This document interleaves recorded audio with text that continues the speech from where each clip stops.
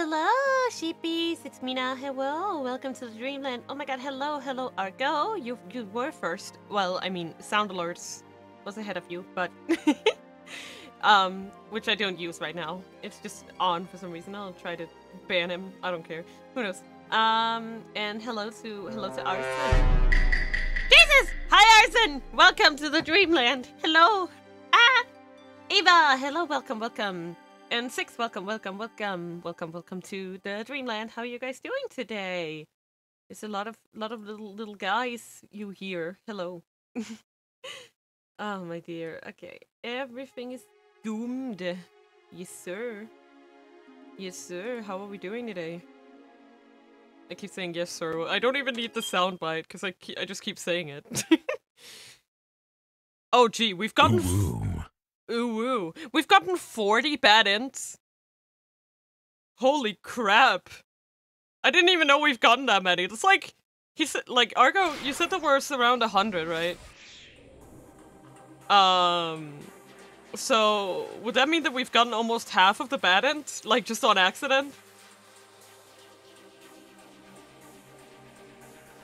Ooh. I was waiting for it. Oh, whoa. Yeah, we've gotten 40. I think I want to know what Minorikawa is doing for him to be in the final 3. Right. Chiaki did. 85! We got almost half then! Wow! Oh my god, that's so exciting! I can't believe that. Really? Chiaki did, damn it. I know, right? Chiaki. Oh, what are we gonna do? Hang in there, Chiaki. Just keep it together. Minorikawa rushed to her side and offered her a hand. Surely it hardly matters at this point. You're not gonna make it on time regardless, Kazayama said coldly. Oh, fuck you, Togami-ass bitch. Eva! I'm glad to hear you're doing good today. I am also doing good today. I went shopping with my dad, and we also got I had to go to the drugstore and pick up some routine meds, because for some reason I could order those, but only like a week later than the others. So now I don't have to go to the drugstore tomorrow, and that's nice. Yeah, that's about it. I tried to make a snack in the oven today, but I accidentally burned most of it. So that's how I roll. Rip. Well, I mean, the ones that survive. Yeah. I didn't make any fish sticks. Not today. But I accidentally burned the chickpeas. Most of them. So I ate the ones that were fine, and then I threw the rest out. But they were okay, the ones that lived. And in any case, if 4-star General Gossip doesn't get released, it's Mr. Toyama who's gonna be in trouble, not you. I dare say the world would be better off with one third-rate gossip rag less anyway. Num num num, delicious charcoal. Yeah, that was kinda hard, the burned ones were really sad. Shut your mouth, Chiaki snapped. If the gossip doesn't come out, I am gonna be in trouble. An article I've written is supposed to be next month's issue. It's a piece I've worked my very hardest on, to the very end. Mr. Mina saw fit to put it in print. And if that goes away, if all of that goes away, yeah, I'll be in trouble, alright? Chiaki's legs wobbled as she struggled to get back to her feet. Chiaki, Kazayama said, your zeal is a marvelous thing. Worthy of admiration, even.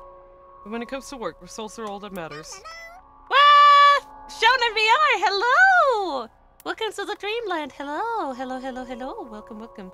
Oh, I know, Minoru is in the final 3. Minoru is with Byakuya, yeah.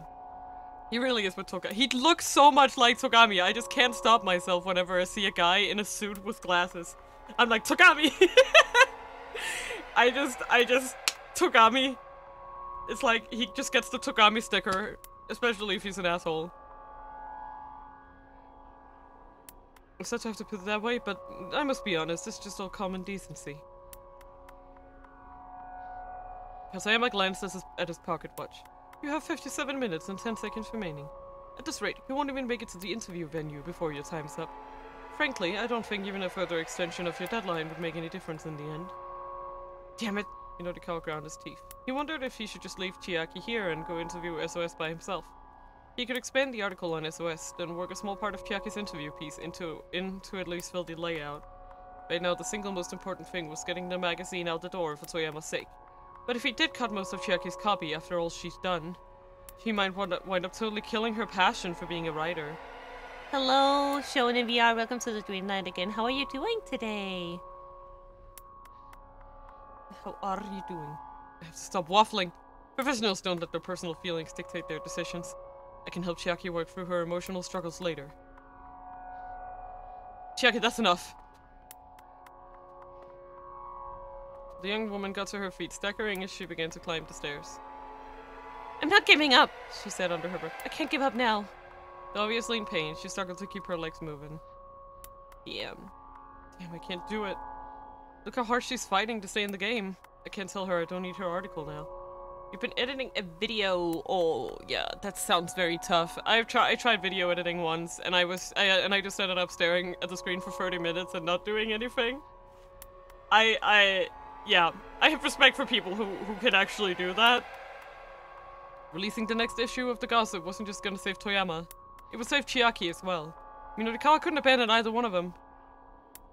Which left him with a hell of a dilemma. He needed to make a decision. If he didn't stop wavering soon, they'd be out of time. But try as he might, he couldn't come up with a plan. Then he heard a familiar voice from behind him. Is this gonna be Kimisuka? Come on. Okay, this game is called 428 Shibuya Scramble. It is a game about a kidnapping. And after said kidnapping happens, you follow a day in the lives of 5 people who are, in one way or another, gonna end up involved in the story of this kidnapping. The game was filmed, like, I believe the visuals of the game, Argo can tell you more about it, was filmed like a movie, and then they used, like, still shots and like, you know, like, they made, like, little video clips and stuff. They've kind of, like, some of it is just still images, some of it is videos, some of it is, like, 3 to 4 frame, like, funny animations and stuff. Argo, please. And yeah, we are actually in the final hour of this game. The game is played in 1 hour segments, so you follow 5 people 1 hour at a time and see how and you have to make sure that they get to the end without dying, getting in trouble, you know? 2 hours! Yeah, we have 2 hours now. The final hour is actually 2 hours long, which is kind of cool, but... So yeah, we're playing, and right now we're playing as Minori. He's a reporter, and he got involved through the father of the girl who was abducted. Her father asked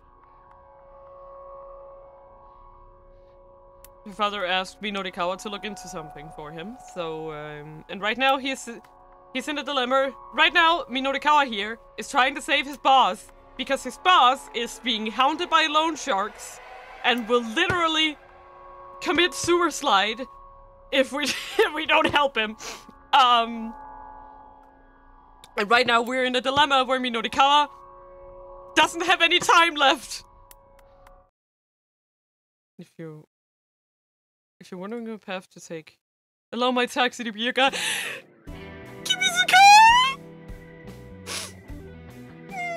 My favorite character! Please tell me. It's gotta be him. Yes! Yes! He's here! It's our man! He's here! Minori spun around to see Kimisuka standing there. Where to, sir? The driver asked. Despite his polite demeanor, his pride was obvious. Mr. Kimisuka, I appreciate the thought, but with this traffic... Wow! Is he? When Mina says my favorite character, Mina means the vast collection of people, not just one. Yeah, I say this a lot.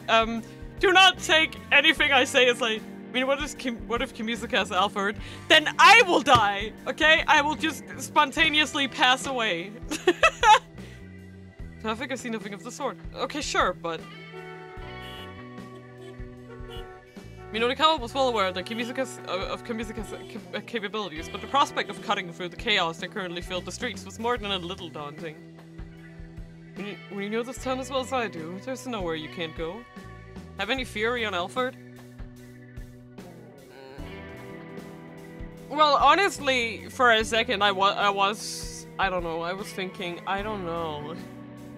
Like, for just a brief second, I was like, is it? Ah! Hello, Bunak1D, thank you for the follow. Oh, welcome to the Dreamland. Any fury on Alfred? Welcome to the dream. Alfred. I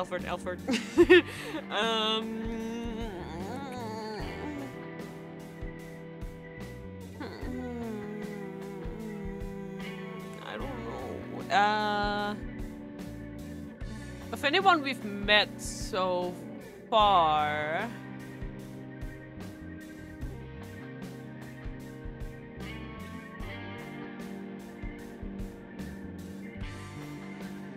It doesn't quite ring. I mean, he would have to be one of the older characters, right? But I just... Alright, what other choice do I have? Guess I've gotta trust you. This will be my last request of the day. Minorikawa pointed down the street.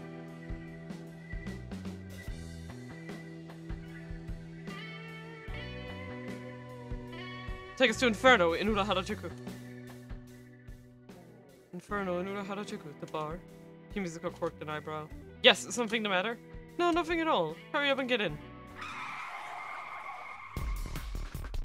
Bro! Okay, like, the only thing we know for sure is that Alfred cannot be the people who were in that house. Right? Like, I'm not ruling out that they could not be working with Alfred. There's a chance. But not in it, like, none of them is Alfred himself. Or themselves. None of them is. Not so Maria, Hitomi, Kanan, Kano, Stanley, Endo, and Achi, right? Those 7 are off the hook. So it's anyone who isn't them. I'm not ruling out that one of those 7 people might be bad, like one of them might actually be a traitor, but none of them is Alfred. Like, none of them is the person because he would have, like, there's no way you could have talked for, yeah, I'm just saying. As soon as Minorikawa and the others had climbed into the cab, Kimisuka tore off through Shibuya's network of narrow sights. Sus! The passengers in the backseat jostled roughly back and forth to the sound of screeching tires.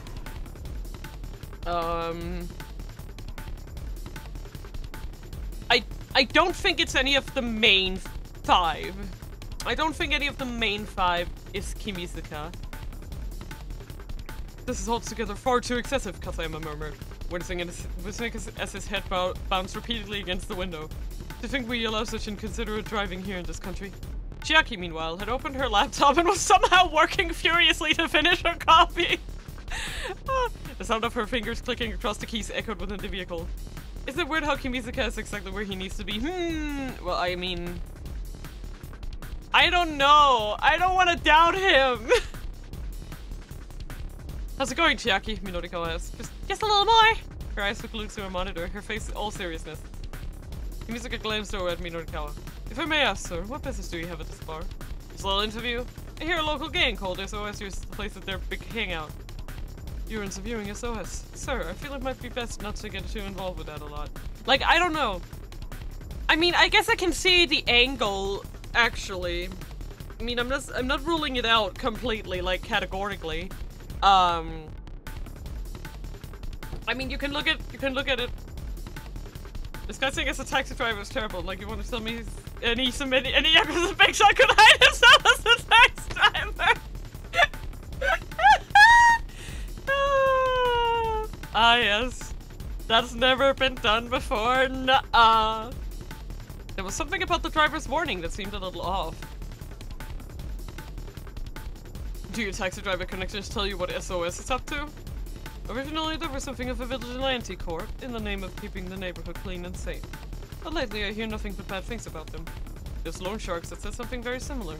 Minorikawa reminded himself that he'd better be on his guard. Hatayama chimed in. And just how do you plan to go about interviewing a gang like this? That's nothing for you to worry about. I have a plan. Oh, and just what exactly is this plan? That's a secret. Kasayama gave him a derisive grin. Clearly he wasn't impressed. Minodikawa turns to look at Chiaki. She appeared too engrossed in her copy to even hear the conversation.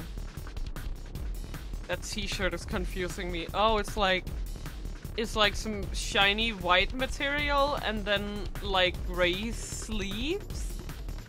I mean, I think that's a common mistake you're doing. I know it looks like Katayama, but you read it okay. I realize this is for work, Kimizaki said worriedly, but do you really need to take such risks? Yes, I do. Minodikawa fought back to that look on Toyama's face, the look when he'd finally regained his confidence. He couldn't let Heaven Publishing go under. Toyama provided the canvas on which Minodikawa shared his art with the world. Thinking about it now, Minodikawa realized he'd always been chasing Toyama's shadow. Though it was galling to admit that man had been the ideal Minodikawa strove to live up to. That was why he hated seeing Toyama reduced to such a pathetic state. He wanted Toyama to remain indomitable, to keep busting down any and all obstacles in his own peculiar way. Still, Minodikawa wasn't about to voice these feelings aloud. He felt more than a little embarrassed to be taking it all so personally. When you take on a job, you give it 100% every time. That's what makes you a professional, he said. Wouldn't you agree? I do indeed, Kasayama chimed in. But you'll have to demonstrate that 100% in the limited time you have left.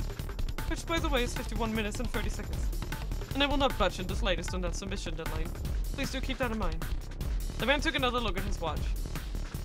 I've got half a mind to break that thing, Minodikawa told him.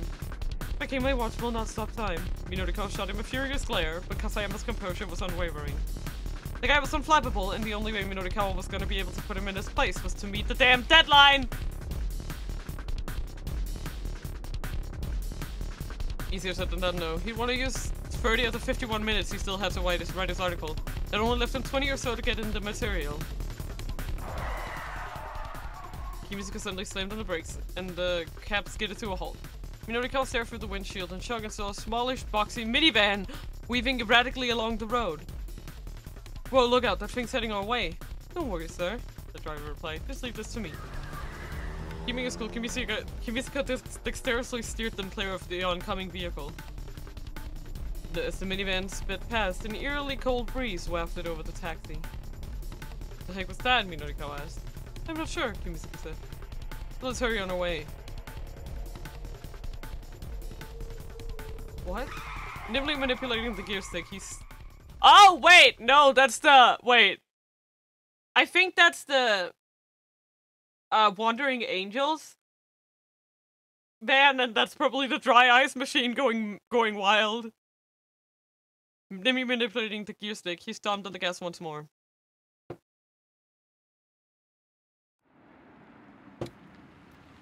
What a vibe. Here we are, sir. They pulled up outside of a dilapidated old pool hall. Your lifesaver, Minodikawa clapped a hand on Kimizaka's shoulder. Just be sure to be careful, sir. Minodikawa nodded. What? Chiaki asked, looking up. What are we being careful about? Nothing, Minodikawa said. You just wait here in the car. You still got that copy to finish up, yeah? Well, yes. Alright then. Chiaki frowned but resumed her typing. And you wait here too, Minodikawa said to Katayama. But of course. That goes without saying. Incidentally, you have 49 minutes and 6 seconds remaining. Minodikawa did some quick mental math. With the half hour he'd already set aside, that left him 19 minutes. However dangerous as it might be, he couldn't afford to hesitate for even a single second. Bracing himself, he stepped out of the taxi and headed for the pool hall. Let's go! Minodikawa took a deep breath as he approached the grimy door. Mental math, donuts, muffins. Here goes. He drew the leg back and gave the door a hearty kick. The mob of young men inside the bar turned as one at the sound of the door crashing open. What the hell are you? Several of them started toward him belligerently. Just calm down and hear me out, he said. I've come to interview you. Interview us? What the hell for? Those were hot-headed punks, alright? They seem to be itching for a confrontation. Minodikawa felt like a punch might come flying his way any moment. Then another voice called out from further back. Pull up, guys. There's a young man seated in the far back corner of the bar. His air of authority marked him as the gang's leader. That must be Susumu then, Minori-kawa thought. When you say interview, do you mean for TV? Or like a magazine? Mind telling us who you are? The name's Minori-kawa. I'm a freelance journalist. I'm doing a magazine piece about young people in Shibuya. All I'm asking is just for you guys to answer a few questions. Methane! Yeah! Here's the answer to the science quiz for last time. Methane. Methane has been tapped as a potential new energy source to replace fossil fuels or atomic power, but there are concerns about its tendency to exacerbate the global warming process. It is extremely flammable. The methane produced by food waste has been known to cause garbage trucks to catch fire. Huh. Susumu sounded less than enthused. Just 5 minutes, Minori-kawa said. What do you say? Nah, I'm not in the best of moods right now. Go on, get out of here. Right, Minori-kawa thought. He's gonna make things difficult. But he hadn't expected these troublemakers to just up and accept an offer to appear in print. Now was when the real battle would begin. Guess I'll just have to write my piece without your help, then. Susumu took the bait and shot him a look. Right about what exactly? Your little warehouse raids. Warehouse raids? Susumu raised an eyebrow. What are you talking about? Really now? You're gonna tell me you don't know your boys are dealing in stolen goods?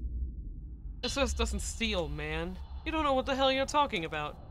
Oh yeah? Why don't you ask those two over there? He spotted 2 fellows he'd seen arguing earlier at the scene of explosion. Now he pointed them out. Hey! Hey! Their faces betrayed their alarm. Susumu glared at them. Is this true? They averted their eyes and said nothing. I asked you a question. Have you been stealing stuff? After a long moment of surly hesitation, both young men nodded. You idiots! Susumu marched up to the 2 and without a warning decked them both. How dare you sully the SOS name! As the 2 gang members cowered, he continued to punch them repeatedly. Okay, enough with the beatdown. Minori-kawa stepped up to intervene. Let's get down to business here. I won't reveal anything about the warehouse raids. In exchange, you give me my interview. How's that? Not a bad deal, I'd say. But Susumu ignored him, continuing his pummeling of the pair. Whoa, hey, nobody's gonna play nice with a guy who flies off the handles and beats on people, you know. What'd you just say? Well, look at yourself. You're clearly not the cream of the crop here, kid. At that, Susumu's fists finally fell still. The rowdy bar went completely silent. Say that one more time. I dare you. I'll put your ass on the ground. The gang leader's eyes were red with rage. That's hard to say. Minori-kawa snorted, unafraid. Huh. That's the exact sort of line I expect from a total wutz who's all bark and no bite. Shut your damn mouth. Get the hell out of here. Oh, this is hilarious. SOS's top dog is such a yappy little puppy. Susumu snarled like an animal. Son of a bitch. I'm gonna beat your ass. Mr. Mino! I'm all finished! An ebullient voice resounded suddenly through the bar. Cheerful and full of energy. Originally, the term indicated a state of bubbling or boiling, so it's effectively a fancy way of describing someone as bubbly. Hello? Chiaki! Minori-kawa looked and saw what both she and Katayama had appeared in the doorway. I finished my copy. Could you please look it over for me? Ebullient. Jubilant indeed. Susumu is the most sus name ever. Wow. She thrust out her laptop proudly. Susumu stared in bewilderment. Who the hell are you? Oh, I was under the impression you SOS folks were, being interviewed. Chiaki broke off, haltingly. Yeah, you're right about that. One by one, the gang members started to close in around her. Well, it's just, you look like you're really angry, is all. Oh, do we now? Because we are pretty damn angry. Good grief, Katayama groaned. It seems like getting your interview is quite impossible. By the way, you only have another... You shut up! Minori-kawa snapped as Katayama appeared at his watch. Just leave this to me. You two hurry up and get out of here. No way, Chiaki said. What? Why not? Because. I wanted to read my copy, Mr. Mino. She looked him right in the eye.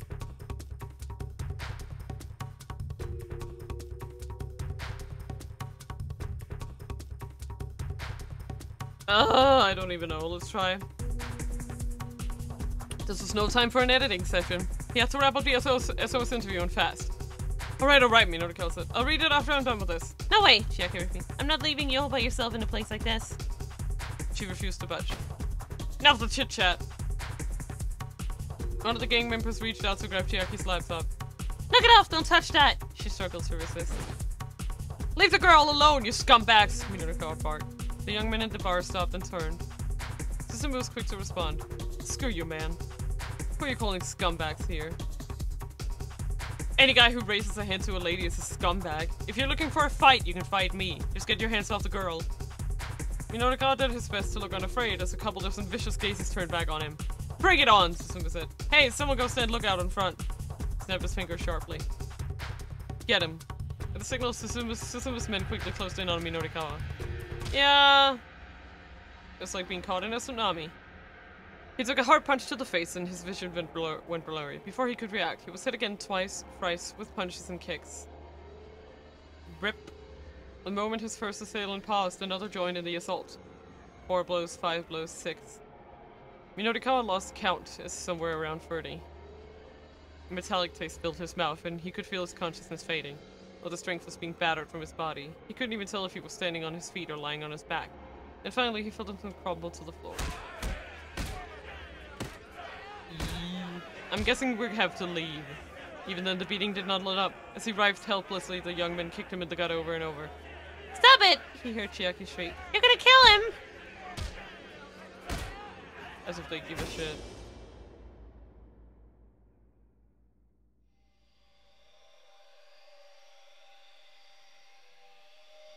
Eventually, Minotakawa forced himself to go limp. Finally, the kicking stopped. Oh crap, one of the fucks muttered under pain. Did we take this a bit too far? Mr. Mino! Chiaki rushed over to Minotakawa's side, sobbing. Please, she cried out. Answer me! He held his breath and said nothing. Mr. Mino! Tears streaked down her cheeks. She shook him desperately. Don't worry. Don't worry, he guessed out at last, holding up a hand to stave her off. She let out a yelp of surprise, staring at his battered face. He could feel blood trickling from the corner of his mouth. He turned his grisly visage on the gang members as he painfully rose to his feet.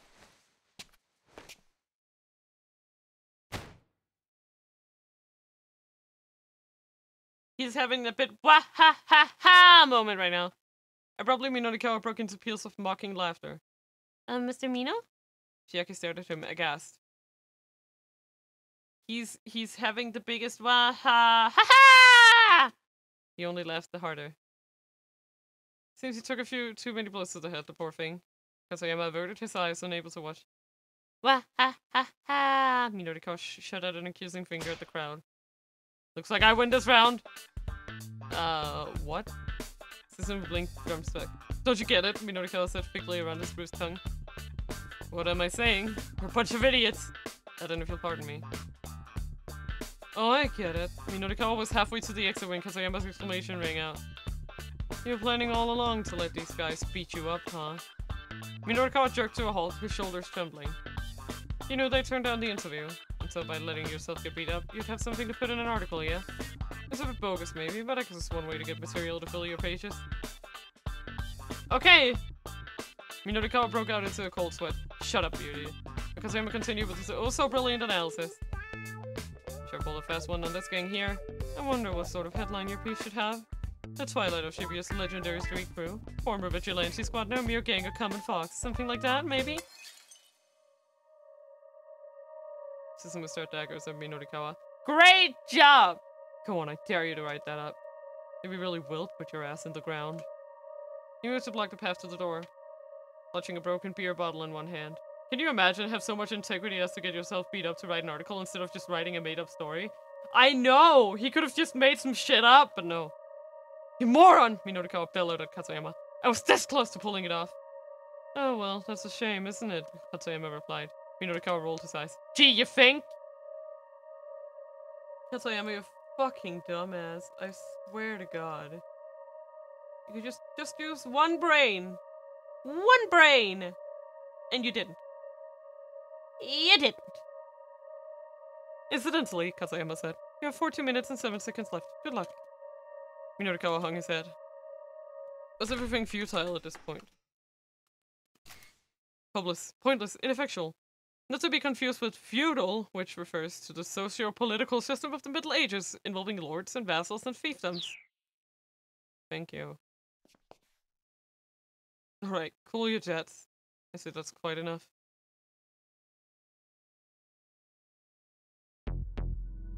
Kimisuka! Susumu stopped and spun around. Kimisuka had entered the bar.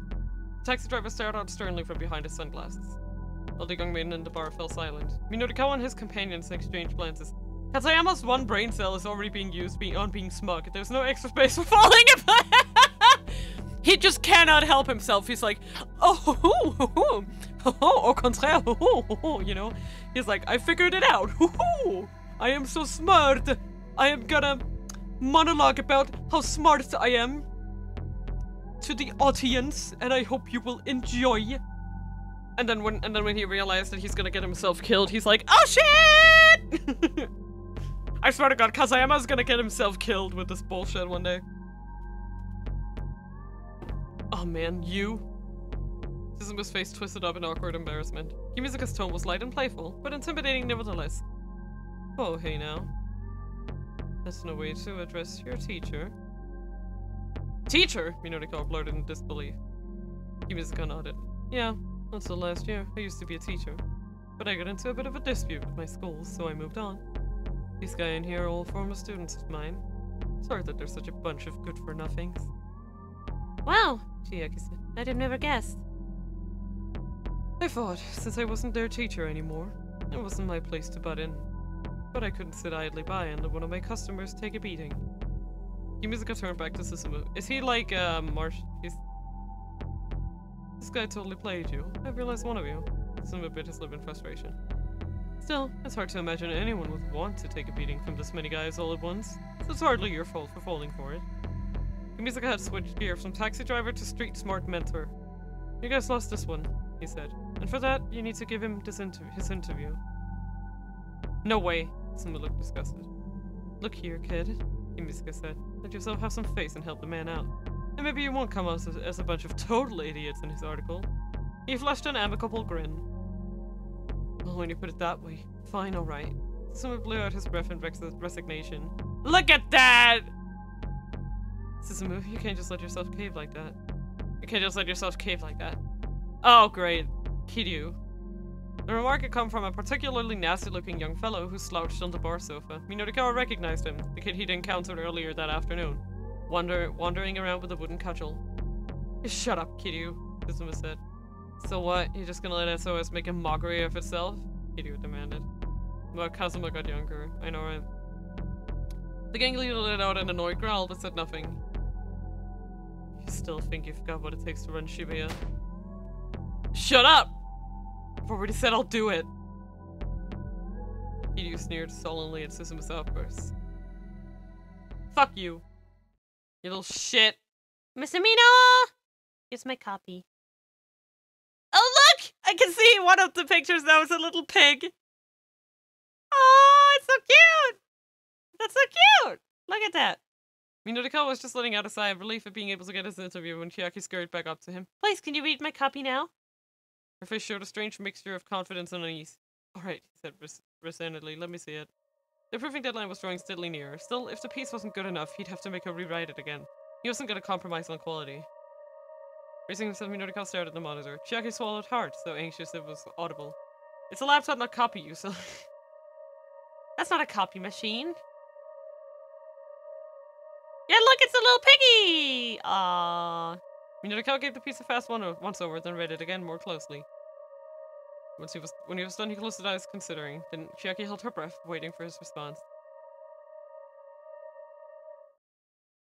It's okay. She looked back at him blankly for a moment. Really? It's really okay. Is it really, really okay? It really is really okay. Minorikawa watched in surprise and she broke down in tears. Oh, thank you so much! Chiaki bowed profusely. He gave her an affectionate little ruffle atop her head. She wiped her face with her palms, scrubbing the tears away. So I guess I never really told you. What sort of articles I want to write and all? I didn't think you have. Well, I mean, I want to write socially conscious exposés like you do, Mr. Mino. And so, to hear you say that an article I wrote is okay, that makes me really, happy, I guess. Or maybe moved? Her eyes were still bright with emotion. Aww. Well then, really. There was actually another writer who took inspiration from his work and who strove to be like him. Minorikawa had never thought a day like this would come. It was a peculiar feeling. He'd always been the follower, chasing after interviews in order to be more like Toyama. It made him feel both bashful and proud at the skill and soul he'd honed and might be passed on to the next generation. Right, I should be off. Right, I should be off. Kimisaka gave Minotikawa a slight nod. Minotikawa returned the gesture, but more deeply. You really have been a tremendous help today. I'm not sure where I'd even be right now if you hadn't been there for me. Oh no, not at all. I was just driving a customer around to where he asked me to go. Oh, that's right, I still owe you a fare. Opening his wallet, Minotikawa saw he had only a 10,000 yen bill. Still, now was no time to be frugal. Give the change, he said as he handed it over. But even as he said it, Kimisaka was already handing him some money back. Here, I insist. The driver had already counted out the exact change in advance. You really are a pro, huh? Minotikawa took the money and stuffed it into his pocket. We'll meet again, somewhere out there in the streets of Shibuya. Kimisaka pointed his index finger at Minotikawa's face. Minotikawa responded in kind. Oh no, I miss him already. After that, the interview with SOS went off without a hitch. Now that the tension was diffused, these were just a bunch of ordinary young guys. The juxtaposition of their appearance and their behavior will make for an interesting piece. So, about what you said earlier, Susumu said once Minotikawa had finished his questioning. About how I'm not the cream of the crop. Ah, yeah, that. I just said it to get you worked up. Don't worry about it. Well, let me just ask you, what do you really think then? How do you think I could be a better leader? I don't know. I'm not really the sort of guy who wants to stand at the top, you know? But I guess I can tell you two things that'll make your things go more smoothly with you and your buddies. Susumu leaned in, listening intently. Forgiveness, and also trust. Minotikawa chewed over his own words. The events of the day replayed in the back of his mind. He'd forgiven Toyama for his fake suicide, and trusted that he'd regain his reporter's edge. He'd forgiven Chiaki for her bungled interviews, and trusted she'd grow as a journalist. In the end, that's what had helped him through. Forgiveness followed by trust. Susumu grumbled softly. Forgiveness and trust, huh? Doesn't sound so easy. People gravitate towards somebody who can handle things when they get tough. With that, Minotikawa got to his feet. It is my time to go. Now we've got all the articles we need covered. Chiaki rushed over to his side. Well, I guess we still need Mr. Toyama's speech. Just got off the phone with my office, Toyama said casually. It seems they've already received the data from him. What? Is he really can get the job done when he applies himself? Minotikawa felt an inner surge of pride. Me too! He bounced back! Now then? He indicated Katayama. How much time do we have left? 30 minutes remaining, Katayama replied, eyeing his watch. 30 minutes, huh? Yeah! Looks like we might make it after all! Chiaki, laptop! Right! With a beaming grin, Chiaki held out her computer. Minotikawa got ready to start typing, but then a young man barged into the bar. Achi! Not now! It's Achiendo. He's come to ask the member of SOS to help with the planned operation down the Scramble! Really? Bad timing, but that's amazing! I fucking love it. Don't ruin this! The newcomer hurried over to where Susumu was sitting and promptly prostrated himself on the floor. Whatever this was about, it looked like a big deal. Who was this kid? The gang's feelings looked decidedly mixed. I need people to bring a guy down. I'm here to ask for your help. I know I have no right to ask you this, but please, I really need your help. I fucking love you, Achi. As Minotikawa listened to the young man's conversation with Susumu, he could feel his blood start pumping. It sounded like they were talking about the terrorist plot in which Shibuya had become embroiled. Hey Chiaki, said Quentin. Did you hear that just now? I did! I'm not sure I follow all of it, but I definitely has the whiff of a major scoop! Minotikawa shot her a daring grin. So what's the play here, Chiaki? We interview him, of course. We only have 30 minutes left, right? So we take 10 minutes for our conversation and use the remaining 20 to write up a piece. You out, I'll help you out. You learn good, kiddo. Minotikawa ruffled Chiaki's hair again. Yeah! Woo! They both blushed profusely, gripped by a surge of excitement. Why are you doing this? Can't make any sense of it whatsoever. Katayama stood peering at them skeptically. You've read up the piece you just did your interview for. You'll make your deadline. Why go out of your way to trouble yourself further? There's no trouble, Minotikawa said. I'm just doing what a professional does. That's all. Katayama let out a solemn sigh. Good grief. Yare yare dase. He looked at his pocket watch again, then snapped it shut. Well, if you aren't concerned about the time, then do as you like, I suppose. I'll admit, you've made me quite curious to read this magazine you're putting together.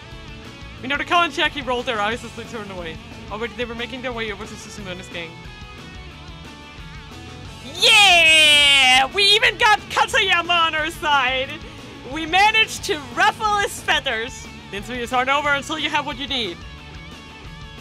You refuse to let them be over. You spend every last second you have to do the best job you can. That's what being a professional journalist is all about. Minotaka cracked his knuckles and stepped between the two young men. Sounds like you've got an interesting story. Mind letting me hear it too? Look at Chiaki! Oh man! Ah yeah! I fucking love it! Yeah! Woo! That was great! Ah, I'm so hyped. Okay, I actually, oh my god, it's only Kano and Achi now. Oh, never mind.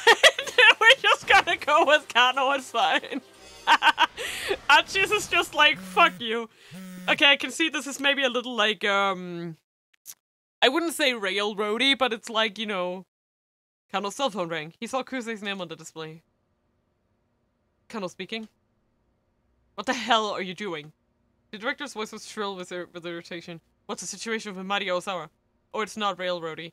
Believe me. No, that's the wrong word. I just mean that Achi's is like, you know, they keep out from the like, this is the first one where there's a keep out from the beginning just to make sure you don't pick Achi first. I don't think that's railroady at all, but I used the wrong word. That's the wrong word. But, you know, they just... Yeah, exactly. That was what I was trying to say, but I'm not very good with words. Yes. I have her in custody, sir. We need to get her into quarantine immediately. I'll send a counter-NBC terrorism unit to pick her up. A public safety mobile investigation unit belonging to the Tokyo Metropolitan Police Department, Public Security Bureau. The acronym NBC refers to nuclear, biological, and chemical threats. The unit not only gathers information and investigates terror incidents that make use of these means, but also deploys relief and safety restoration measures. From here on, stop using too long words. I'm sorry. Yeah. Why use more? Why use many words when few words do good? Yep. Yoshi! Mina's been working on the railroad. All the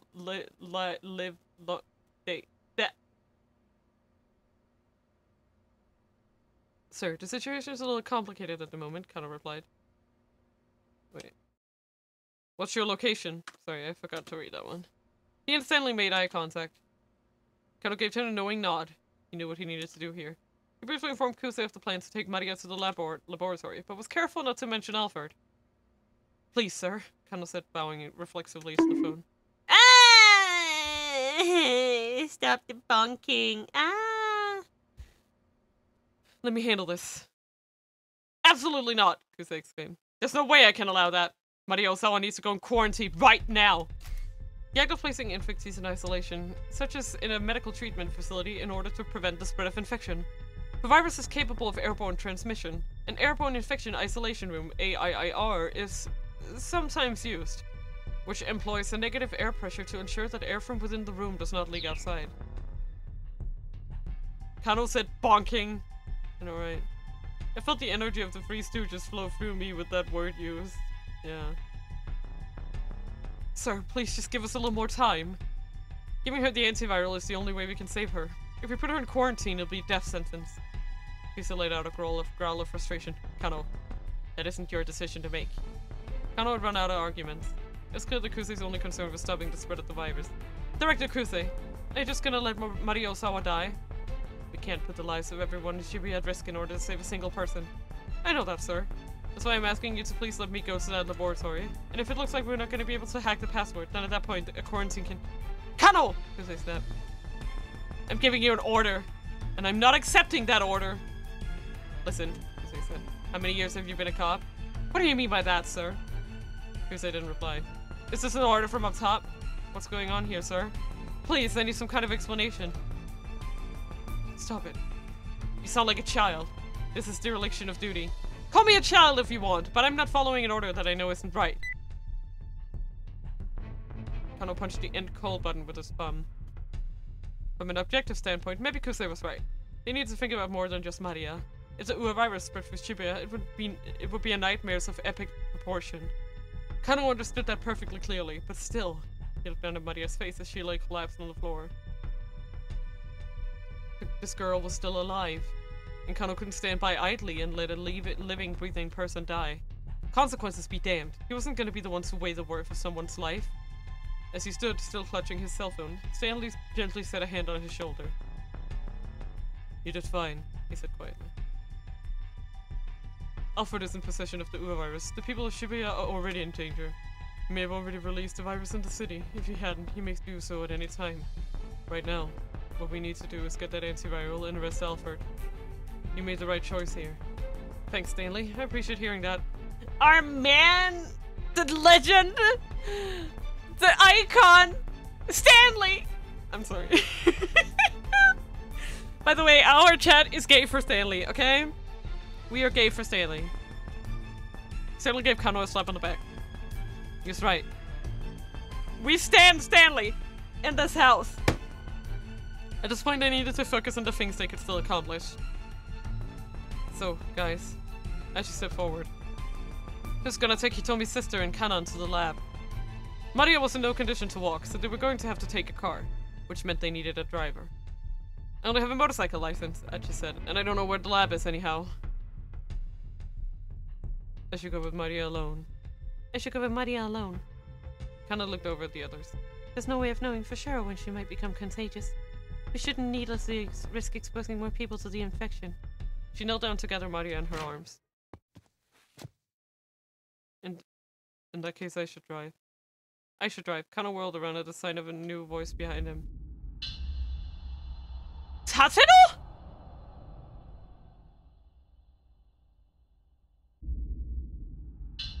Wait, Tatsuno was standing in the doorway. You! Achi's face went red with rage. No, it's Kane Man! No, it's Kane Man! Wait, can I do Achi now? I cannot.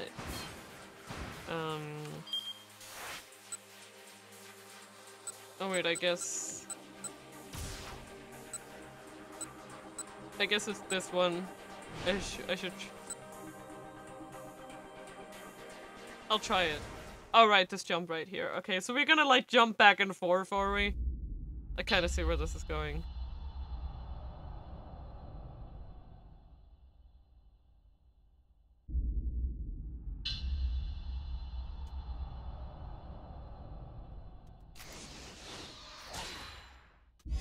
Let's go!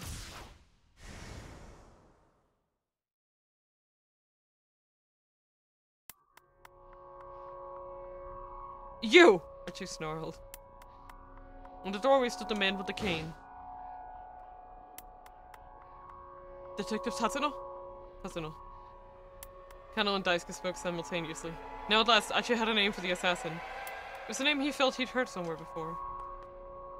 You son of a bitch! Archie roared. What the hell are you doing here? Tatsuo bowed his head precariously. I'm truly sorry. You're sorry? Sorry, don't cut it, man! Not after what you were trying to do to Hitomi. To be honest, Mina, if you had to replay the same scenes with both Achi and Kano separately, it would really needless distracting. Yeah, I agree. It kind of dawned on me. I don't expect you to forgive me, and I intend to turn myself in to be punished for my crimes. But before I do that, please, let me do what I can to help you. I think you've helped enough! Achi grabbed Tatsuno by the collar and drew back his fist. Kano moved to stop him, but Tatsuno held up a hand. No, it's alright. Let him do as he pleases. There's no trace of the menacing expression the man had worn in the previous encounters. Achi scowled, but lowers his fist, then released his hold on Tatsuno's collar. Fine. Hitomi's sister needs help, so we do need a driver right now. Make sure those two get to the lab and back safely. They'll make up for that punch I didn't give you just now. Thank you. I'm so sorry. Damn. I feel so bad for him. Daisuke, step forward. No, I'm the one who should be apologizing. I'm the one who got you caught up in this. Daisuke, we really didn't grow up to be very good people, did we? No, guess not. Why Tata no, not Tata yes? The two men stared bleakly at each other's shoulders slumped. In the end, Tatsuno said, I guess we were just trying to run away from our pain. Yeah, didn't expect my own son to be the one to teach me that. Achi's turned out to be a fine young man. He is Kotone's boy, after all. Guys! You can get zappy all you want later. We kind of, Dad, once this is all over, we're gonna see Suzume, okay? Sure. Let's get nodded heartily. He's like, stop! Hold on, Kano spoke up, turning to Stanley. If these two take Maria to the lab, that leaves just us two to apprehend Alfred down in the scramble. Is that gonna be enough? I mean, Alfred's not gonna show up without a plan. The more people we have on our side, the better. And I doubt we'll be able to get any help from the police. Good point, Stanley agreed. Hey, Achi said. I'm here too. And I'm going with you. I'll keep Hitomi safe. Oh look, good news, Kano. Now we have 3 people. Stanley let out a sardonic laugh. Kano frowned. Achi, I appreciate the offer, but having 3 people instead of 2 won't make much of a difference. The magnificent trio!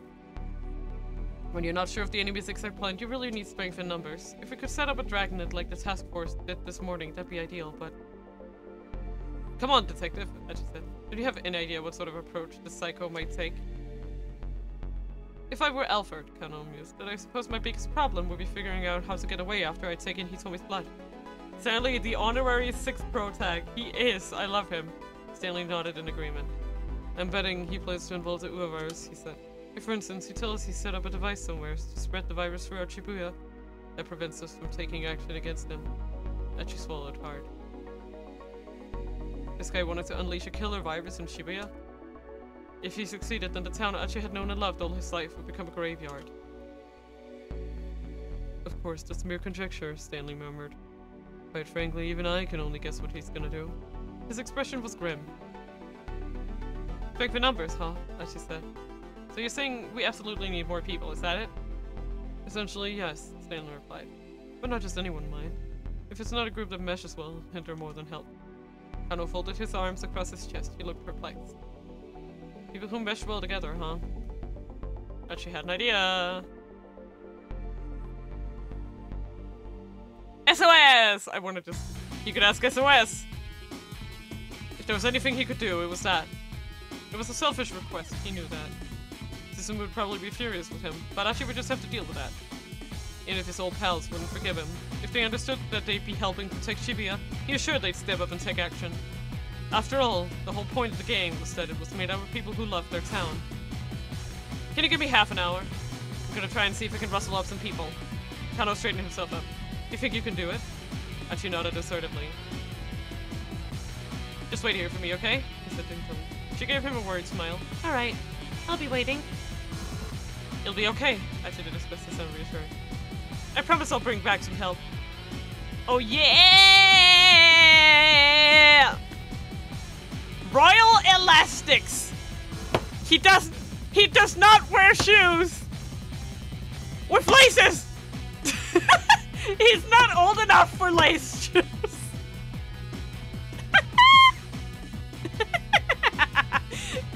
I'm sorry. That's a good name for a company though. Is that a real company? Wait, now I have to look it up. Royal Elastic Sneakers. It's real! It's real! They are laceless sneakers! Oh my god, that's so fun! Look at that! Oh my god. Oh my god. I love that. I fucking love that. Oh my god, that's great. It's a real...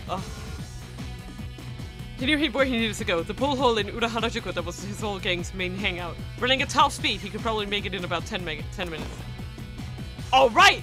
Rushing out of the door with a battle cry, loud enough for Kano and the others to hear from back inside the shop, Achi sped on his way. Okay, so this is gonna be a keep out just automatically. No, okay. Traffic on Bogan Saka was at a near standstill. Had there been some sort of major accident? As Achi ran along the roadside, he heard a middle-aged man screaming angrily. You've got to be kidding me. What do you mean no trains are stopping at Shibuya? The guy was red in the face.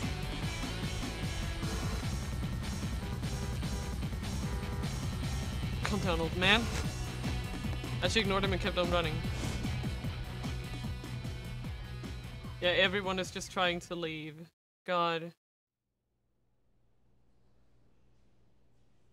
Finally, he arrived at SOS's hideout.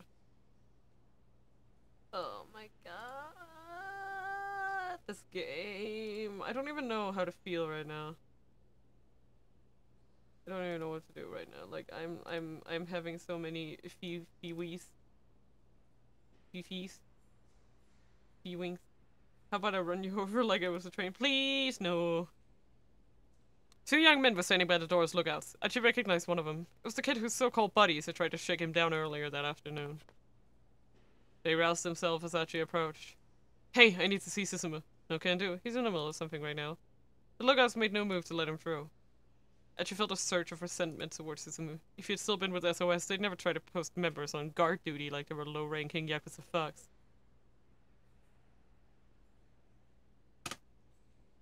Achi pressed again. Please. I need to see him. It's important. Just tell him Achi's here. He'll make an exception. At the mention of his name, the two lookouts exchanged glances. Alright, I'll go ask him.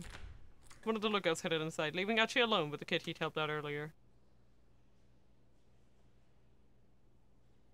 Do they always stick you on guard duty? The boy didn't reply.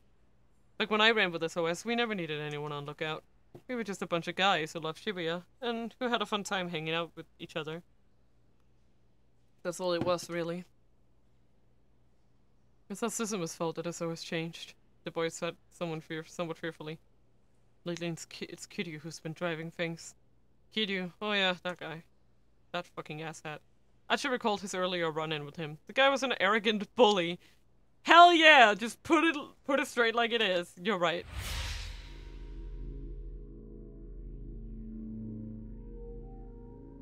Kiryu's plan to steal Susumu's throne. What for? The boy took a nervous look at the door before hurriedly continuing. Trying to expand SOS's influence. He's got a lot of people on his side. Right now the gang is kind of split into two factions, Susumu's guys and Kiryu's guys. Finally, Achi understood what was going on. The gang's members had all been acting so weird because they were caught up in some kind of internal struggle. Kiryu goes around recruiting new followers by force, and if he doesn't like you, he dishes out punishment. This month alone, he sent 8 people to the hospital. SOS is a total mess, man. This plan of mine might not work after all. Achi felt a sinking sense of despair. If SOS was ravaged with infighting, it was doubtful they'd heed the dangerous request he had for them. But even still, I want to be a part of this gang, the boy muttered. Achi peered at him in surprise. Why? They shake you down for dues, stick you on guard duty. That's not a decent way to treat someone. I'll look up to Susumu. He treats me like he would anyone else, even though I'm way down at the bottom. And it's not just me. Susumu always puts the members of the gang before himself. That's why I want to stick with him, with SOS. Aww. Aww, uh-huh. So that's it, huh? Susumu really had been trying his best. The members of SOS, some of them at least, admired him for it and stuck by him. Thanks, Achi said. The kid gave him a dubious look. Achi didn't know if Susumu would help him out or not, but he knew it was still worth putting their disagreements aside in order to ask. The door opened and the other lookout returned. Susumu says to come on in. Achi nodded and strode inside. Yeah. And here... I do want to do Kano first, but I know I need to go to Minorikawa for the other one. I want to see what Kano is getting up to.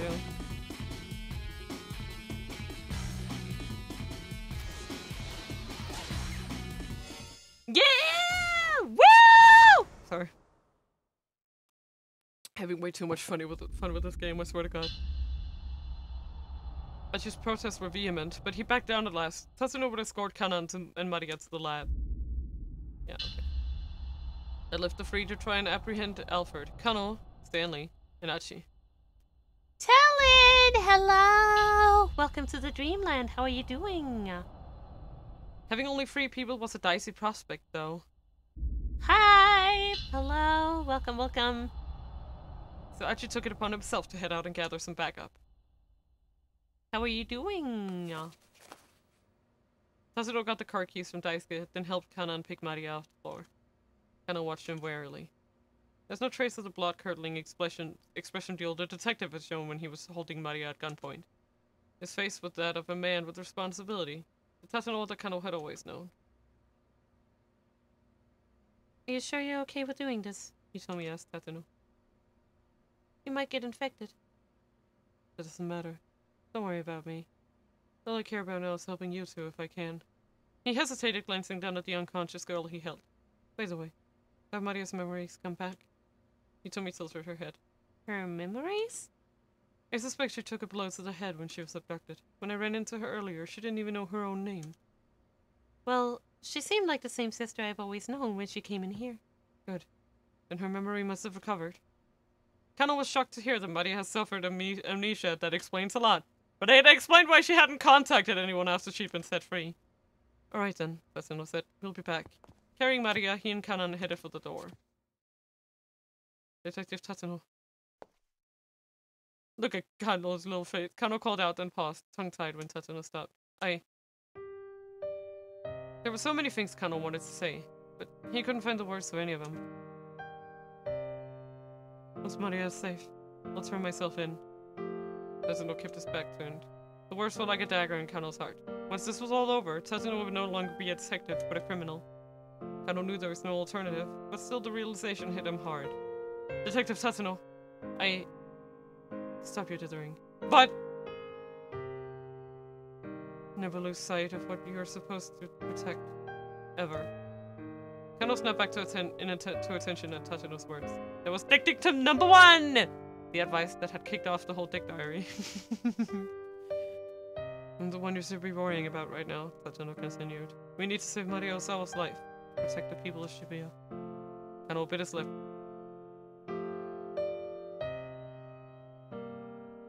Yes, you're right. Kano did his best to quash his emotions. Then we're good. Tatsuno gave a slight nod, then headed out the door. Aww. Detective Tatsuno! Just before the older man disappeared.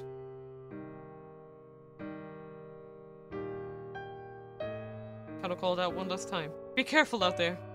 Tatsuno flashed a hint of a smile, then left the workroom. Bro, I'm in so much pain! Pain and suffering. There were only 30 minutes remaining until the time when Alfred had told them Hitomi should be at the Scramble. They needed to get ready for action. Is the surveillance camera system still up? Kano asked. Yes, Daisuke replied. It looks like what happened earlier was just a temporary hacking job. Will you help us? Daisuke inclined his head. What do you mean? I'd like you to keep your eye on the Scramble for us. If anyone suspicious tries to get near Hitomi, let us know. Anyone suspicious? How will I know what's suspicious?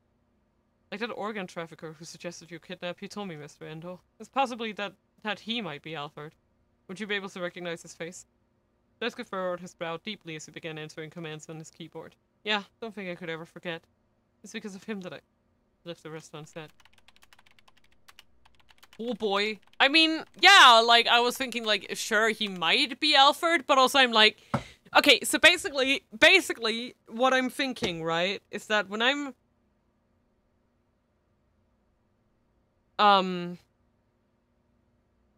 What can I say? Like... I don't know how much Alfred is a person who likes to involve himself in his own plans. I don't have an idea of that right now, so I'm like, have we seen him? Has he been around? I don't know.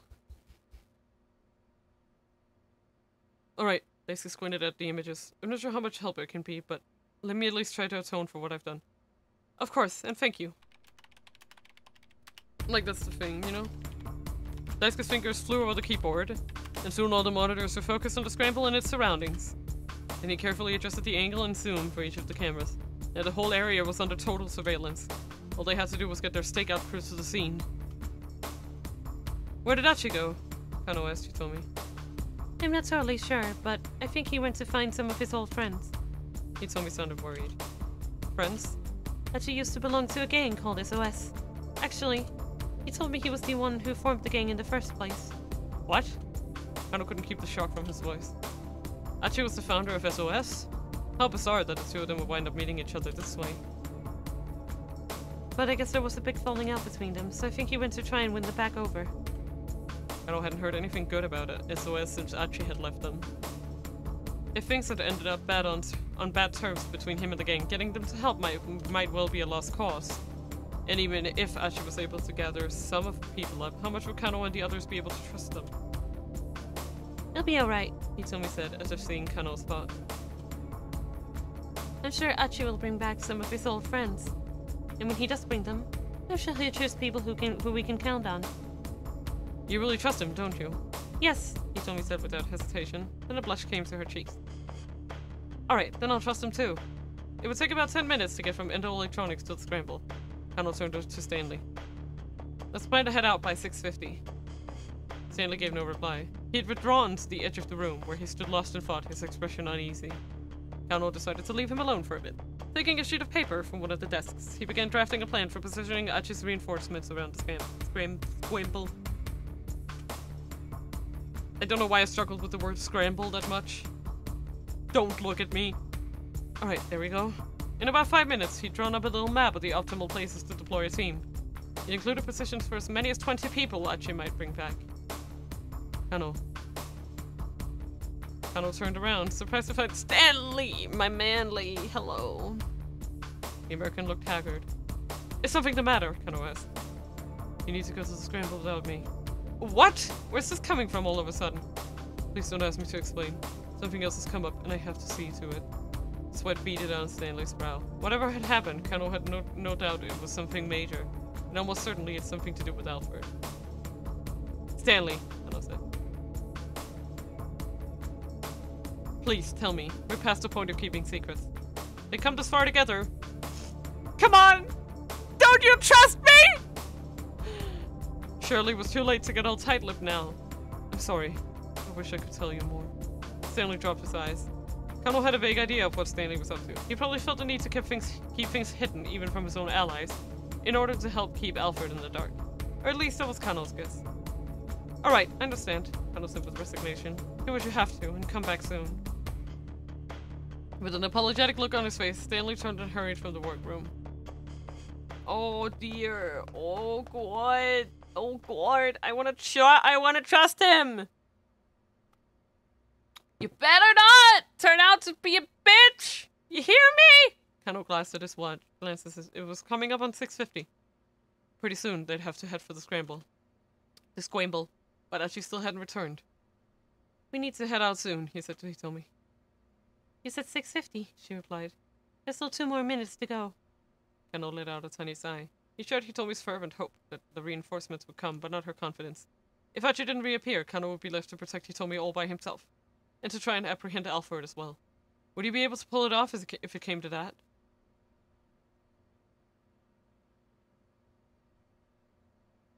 No, he'd never be able to do it on his own. He decided to wait for Achi, expecting that they'd be late. The clock kept on up its steady ticking. With each minuscule movement of the second hand, Kano felt the tightness growing in his chest. A minute passed. 2 minutes. Time was of the essence. They couldn't keep waiting any longer. Tommy, I don't like having to do this, but we can't wait any longer. Seeing the look of determination on Kano's face, she gave a tiny reluctant nod. I see. Okay, so here we have this one. Let's try this one first and see where it goes.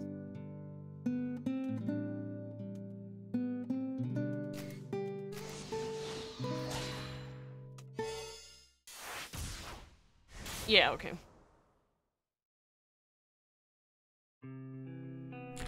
The door opened and the other lookout returned. Suzumu says to come on in. And she nodded and strode inside. The scent of alcohol and cigarettes washed over him. Suzumu sat on the sofa at the far end of the bar. It was where Achi used to sit back in the day. What do you want? Suzumu asked immediately. Achi walked up to him and then got down on his hands and knees. Huh? What are you doing down there? the hell's this all about? I need people to bring a guy down. I'm here to ask for your help. The crowd around him flew into an uproar. Peals of mocking laughter rang in Achi's ears. I know I've no right to ask you this, but please, I really need your help. There's some guy, huh? Who? He's an international terrorist trying to get his hands on some wonder drug for a killer virus. If you don't catch him, somebody I know is gonna die. And that's not all. He might try to unleash the killer virus here in the city. Suzumu burst out laughing. This some kind of joke? You're right in the head there, Achi. The other gang members followed his lead, unleashing another storm of mockery. The laughter continued for quite some time. Achi said nothing. He endured the ridicule and simply stared up at Suzumu. As patiently as he could, he waited for Suzumu to give the proverbial nod. Finally, the laughter subsided, and Suzumu crouched down and got in Achi's face. Is that how you go about asking someone a favor? Suzumu growled menacingly. If you have a problem with me kowtowing like this, I can apologize some other way all you want. But don't you care that I just told you Shibuya's in danger? Achi's voice was unwavering. But face it, Suzumu. Isn't Shibuya the reason everyone here hangs out with each other? If you're telling me you don't want to keep our town safe, then I won't ask you guys for anything again. I withdraw my request. The two glared into each other's eyes. Then, before Suzumu could reply, an odd man stepped in between them. Sounds like you've got an interesting story, he said. Mind letting me hear it too? You again? Didn't you already get your interview? Suzumu rolled his eyes. I think Grovel's here might be telling the truth. The newcomer's face was all seriousness. It lines up with the information I have. Hey Grovels, you got a second? My name's not Grovels, Achi growled. It's Achi. I'm Minoru Minorikawa, magazine reporter, and I know a bit about the stuff you were saying just now. The killer virus you mentioned is called Uwa virus. The wonder drug is an antiviral medication. And the person you know who might die is Maria Osawa. Am I right? Achi was almost too shocked for words. How do you know all that? Minorikawa ignored him and turned to the SOS leader. Suzumu, he said. Something really is going down in Shibuya. What are you gonna do about it, boss? Suzumu bit his lip. He looked pretty conflicted. Sounds good to me! Someone called out. Let's give him a hand. Achi tried to see where the voice had come from. It was Kiryu. You shut up! Suzumu said with a glare. Big out of your rod, old man, Kiryu sneered. Achi is here, right? It isn't keeping our beloved Shibuya safe what SOS does. Slipped an arm around Achi's shoulders. You okay with that, right, Achi? Me going against Suzumu's orders to help you out? Kiryu's lips pulled back in a broad, unsettling grin. But first, we've unfinished business, you and I. I mean, I'm willing to lend a hand, even though you ditched the gang and all. But first, we gotta settle our score here and now. You understand, don't you? Yeah, you're right. Kiryu grinned hungrily. Come on. It's guillotine time! What the fuck is the guillotine? A bunch of the gang members started up an eager clamor at Kiryu's pronouncement. Okay, what is the guillotine? Go on. In a matter of moments, Achi was grabbed from all sides and hoisted up onto a pool table. A dozen young men held down his arms and legs, positioning so his head jutted out past the table's edge. Kiryu brought a steel pipe nearly a meter long. It was caked liberally with dried blood. Guillotine! Guillotine! Guillotine! Guillotine! Let's go! The men of Kiryu's faction pumped their fists in the air, chanting madly. Kiryu licked his lips as if drunk off of their cheers. Glancing to one side, Achi saw Minorikawa speaking emphatically to Suzumu. It looked like the reporter was trying to talk some sense into the SOS leader. Man, today's my lucky day. Get to take the hit of SOS's original head. Achi twisted his neck to peer up at him. Man, what point is there in taking my head right now? Oh my, you don't get it, don't you? See, if I sent you to the hospital, everyone in Shibuya is gonna know my name. And once I got the big-ass sign over my head, I'll be able to unite this town under my banner in one fellow's swoop. Kiryu's eyes were crazed and bloodshot. Then there's all the more reason for you to do as I'm asking. If you want to unite Shibuya, you have to protect it first. But if you think you need to take my head to do that, then go right ahead. Even if these guys were all like Kiryu. If this many of them actually showed up at the scramble, they'd be able to do far more than Achi could hope to by himself. The ultimate goal was to capture Alfred. Achi didn't care how they made that happen. He was just sorry he wouldn't get to see it through to protect Hitomi to the very end. Okay then, Kiryu prayed. The gloves are coming off. I mean, why not? Let's see. Go on, do it. Achi braced himself. Just make sure you keep your promise. Kiryu raised the steel pipe high above his head, and then, before he brought it down, he flicked the tip of his tongue from his mouth like a snake. You dumbass. I didn't promise you nothing. Achi strained in sudden panic, but his limbs were pinned down too forcefully for him to have any hope of avoiding what was to come. Yeah! But the steel pipe never struck home. Just when it was about to smash into Achi's head, Susumu grabbed hold of it. The hell are you doing? Enough of this crap, Kiryu. Susumu yanked the pipe from Kiryu's grasp and tossed it onto the floor. Kiryu stood frozen in surprise. A vein pulsed angrily in his forehead. You guys, too, Susumu added, glaring at the others. Let him go. The toughs holding Achi down cautiously took their hands away. Kiryu let out a red-faced cry of rage. But we got unfinished business! What are you, 5? That can wait! Come on! Can you, like, wait, like, I don't know, 3 hours? Then we're good. You can send me to the hospital in, like, 3 hours, it's fine. Every man gets to make one request in his life that cannot be denied. Do you remember saying that? The words stirred up some bitter memories within Achi. Yeah, I remember. But you didn't grant me my request. No, I guess not. So I'm gonna heed yours, no questions asked. Susumu held out his right hand. Susumu, That'll make me the better man, finally. Achi reached out and clasped Susumu's hand in his. Yeah, Achi said, letting his relief show on his face. You're quite the guy. Susumu cracked a tiny grin. It was the sort of smile Achi had seen all the time back when he'd run with SOS. Suddenly, Susumu staggered and dropped to the floor, falling too fast to even cry out. Kiryu had snatched the steel pipe back from the floor, striking Susumu from behind once his back was turned. To hell with this! He howled like a madman. SOS doesn't belong to you guys, not anymore. I won't allow it. Achi didn't flinch. SOS doesn't belong to anyone, he said. It's not mine, it's not Susumu's, and it isn't yours. We're just a bunch of friends hanging out and having a good time. It's the only reason we get together. Nothing more, nothing less. He turned and looked slowly around the room. Hey, you guys! Do you all get together because someone told you to assemble? You get together to follow someone's orders? No, you don't. Of course you don't. The bar fell silent. As you could see the young men who surrounded him exchanging glances, they could tell that his words rang true. Kiryu saw it too, and it only made him more and more agitated. Shut up! Enough with the warm fuzzies! Abruptly he charged forward, giving the steel pipe a mighty swing. Achi managed to dodge the attack by a mere hair. If it had connected, the blow might as well have knocked his head clean off. He quickly backed away. What's the matter? Kiryu taunted. How come all you do is run? The pipe crashed down onto the bar top. Bottles of beer and liquor smashed and scattered. Come on, what's the matter, Achi? Kiryu slammed his weapon into the pool table, settling balls scattering across the floor. Some of them collided with Susumu. Ugh! And let out a faint groan. Smirking at the sound, Kiryu stalked toward him. Speaking of unfinished business, with a gleaming grin, Kiryu took aim at Susumu's head, lifting the pipe up high. Stop! Before I could think better of it, Achi was rushing for his fallen friend. Boss fight! I know, right? Yeah, you dumbass.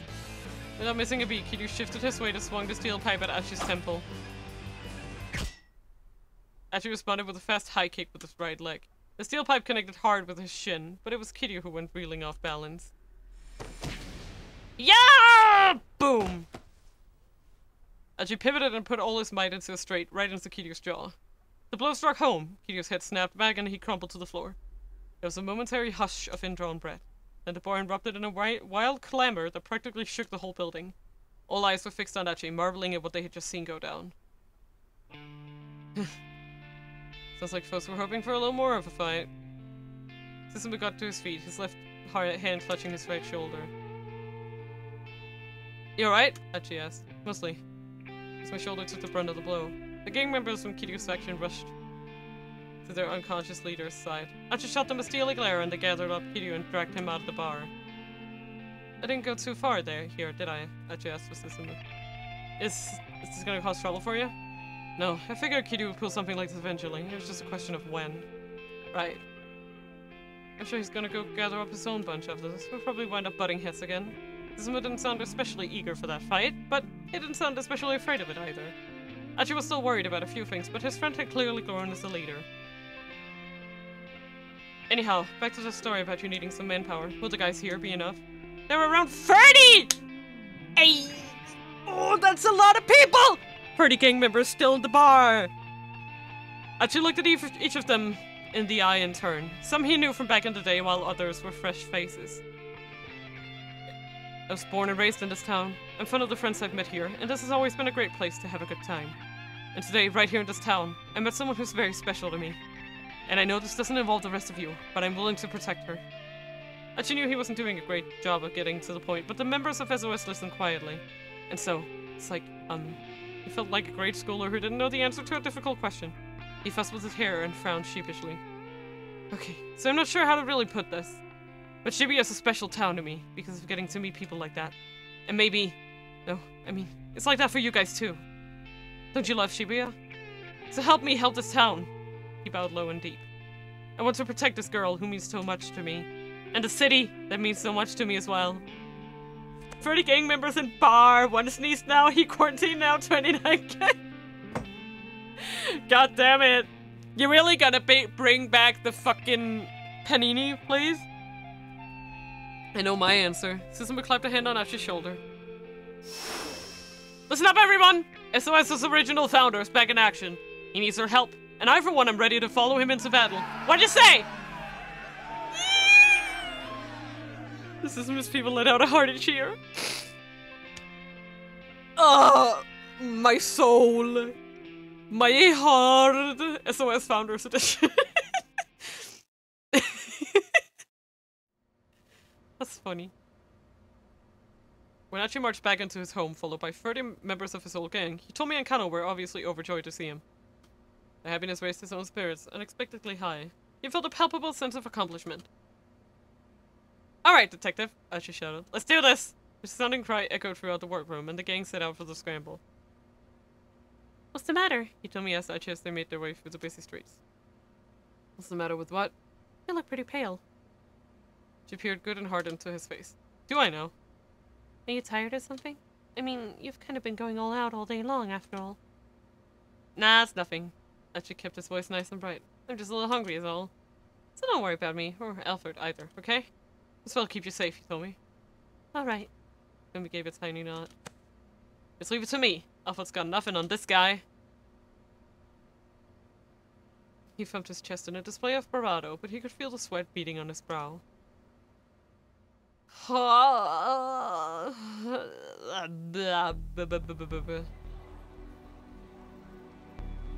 Bro, this should give me anxiety, yo. When they reached the scramble, it's all back to the beginning!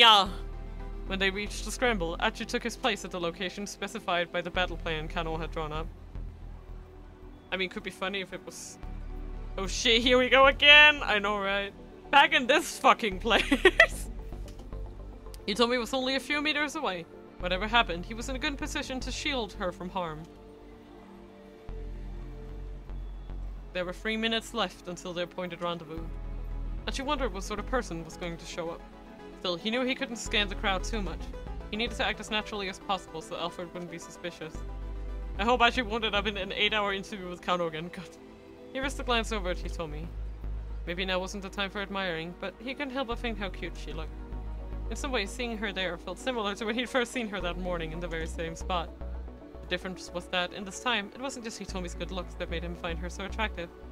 They might have only spent a few hours together, but in that time he'd learned a lot about her as a person.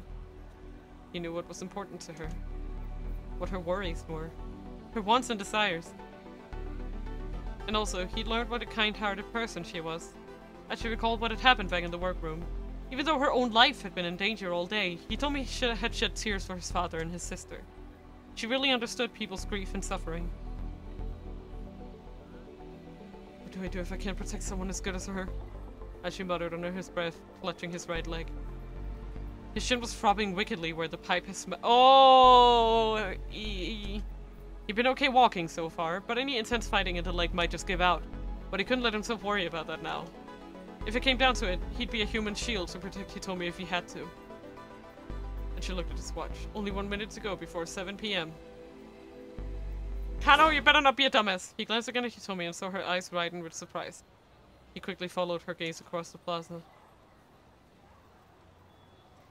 He spotted a tall, white man approaching. Is this a keep out? This is a keep out. What should be a keep out? I've been had! I'm sorry. I'm kidding. Okay. Kano, what do you have for us? Show the class!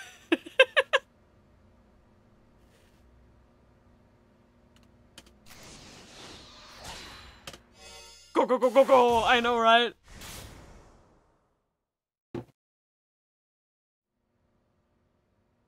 He told me I don't like having to do this, but we can't wait any longer. Seeing the look of determination on Kano's face, she gave a tiny reluctant nod. Her shoulders began to tremble. He told me, I'll be alright, I'm just a little nervous, that's all. She had a right to be nervous. Alfred was after the antiviral that she had in her bloodstream. Once he had it, he told me it would become a liability that he'd want to dispose of. And right now, the only person who could keep her safe was Kano. He clenched his jaw tight and tried to look confident. Please just try to relax. I'll protect you with my life if I have to. Protecting Hitomi is my job. The intro music be like, it's the preview music! Sorry. Achi, you're back! I said I'd see you through to the very end. Didn't I? Yeah, you did. Hitomi gazed back at Achi with grateful reassurance. Kano cleared his throat softly, but Achi and Hitomi continued to stare earnestly at one another. Eventually, the tough-looking young man standing behind Achi spoke up. I've got 30. Will that be enough? Yeah, Kano nodded. That'll be fine. More importantly, have you heard what we're doing yet? Catch a bad guy, keep Shibuya safe. Same old thing we always do. The guy flashed a grin. You got it, Kano said. We'll be counting on you then. Yeah! Woo! I'm sorry. This is so cool! I'm having such a hype right now. With 30 odd people at their disposal, they'd be able to encircle the meeting area no problem. The preparations were all set. It was time to confront Alfred at last. Alright, detective, Archie shouted. Let's do this! Let's do this! Kano gave a firm nod. I'm fist pumping! You can't see it. But I'm fist pumping right now. So hard. 9 minutes later, 6:59 p.m., Kano and the others were in position around the scramble. Each subtle take of the second hand was like a sharp prod to Kano's nerves. His whole body was stiff with tension. They could not let themselves fail. There was too much at stake. Here, now, hundreds of thousands of lives were in the line. Let's go! I'm not fist pumping my monitor, I'm fist pumping in the air. Woo!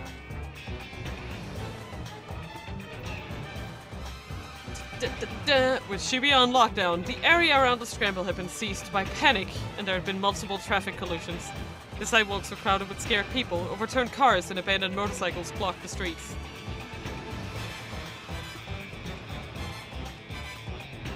Amidst the chaos, emergency vehicles sped by at furious speeds.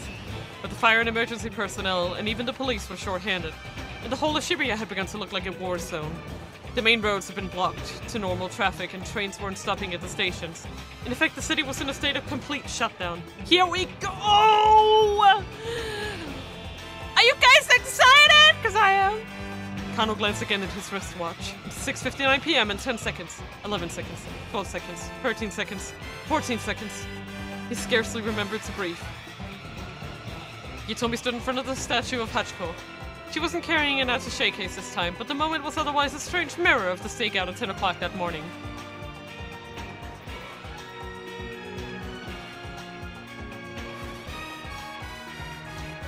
She looked terrified. Kano couldn't blame her. The criminals weren't after some case full of money this time. This time they were out for blood. Her blood. Kano did a slow scan of the area. Achi was standing not too far away. His companions were strewn about here and there, carrying on as normal. Here in Shibuya, those guys fit right in with the crowd. And they had the area around Hitomi completely surrounded. Yet again, Kano looked at his watch. 6:59 p.m., 35 seconds, 36 seconds, 37 seconds, 38 seconds, 39 seconds. He forced himself to take several deep breaths. He focused on the sound of his own heartbeat and exhaled until all the breath was expelled from his lungs. And then it all started. Kano's cell phone rang. I've got him. It was Daisuke. Go, go, go, go, go, go. I think he's, I think he might be a, I'm scared that he might be a dupe. It was Daisuke, the organ trafficker who devised the kidnapping. It's him. Where's he? Kano asked. Is he close by? I've got him on camera now. He's on the other side of the intersection. Kano looked out across the scramble. There were so many people there that it was hard to tell who was or wasn't suspicious. Can you describe him for me? The tall foreign guy. The one wearing glasses. A tall foreigner? Kano's eyes drifted over the Is it Elf? It better not be Alfred. No! Wait! Okay, okay. That was a rock pull, but I love it! Of course! There's only one other foreigner in this stupid game! Oh my god. I'm broken right now. Bro! I don't even know what to say! Like, it feels so obvious! Now that I'm looking him right in the fucking face! I don't know what to think anymore. My brain has been broken. But also, yes! He's like all over in the beginning, and then he's just gone. Oh my god, and then you just forget about him, because he was just like a dude they interviewed, right? Like, he was just a dude. Uh-huh. There he was, and as he got closer, Kano's eyes went wide. This man was someone he'd met before. Is that, what is his name? Leland Palmer. Yeah, Palmer. Him. The lecturer from the English department at Hitomi and Maria's school. Is he... Alfred? Palmer was walking right toward Hitomi. Hitomi didn't seem to have noticed him yet. When Kano glanced back at his wristwatch, it was 7 p.m. on the dot. Is that seeing... that... that's a... Lillian. Oh my god! My heart just stopped! I don't even know what to think! When Hitomi realized Palmer was approaching her, she was too stunned to react. He walked directly up to her, the corners of his mouth curling up into a smile. Hello, Hitomi, he said in English. How are you doing? Professor Palmer, what are you doing here? Hitomi's voice came out in an anxious squeak. I'm like literally like, I don't know, I'm just completely and utterly stunned, like...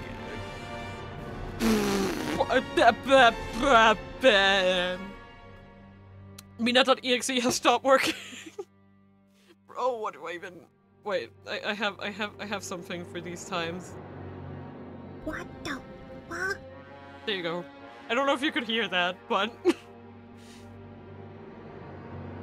Why, I'm here to take your blood, of course. This time he spoke Japanese, and with an easy fluency, totally different from his usual manner of speech. He was pretending to be the dumb foreigner? Oh! I'm the one who injected you with the Ua virus. No, that makes so much sense! He sees her all the time! It makes so much sense! It makes so much sense! I'm scared oh my god. Oh my god. I love that I'm such an idiot because I did not see this coming at all. Like, it makes so much sense, but I was like, nope!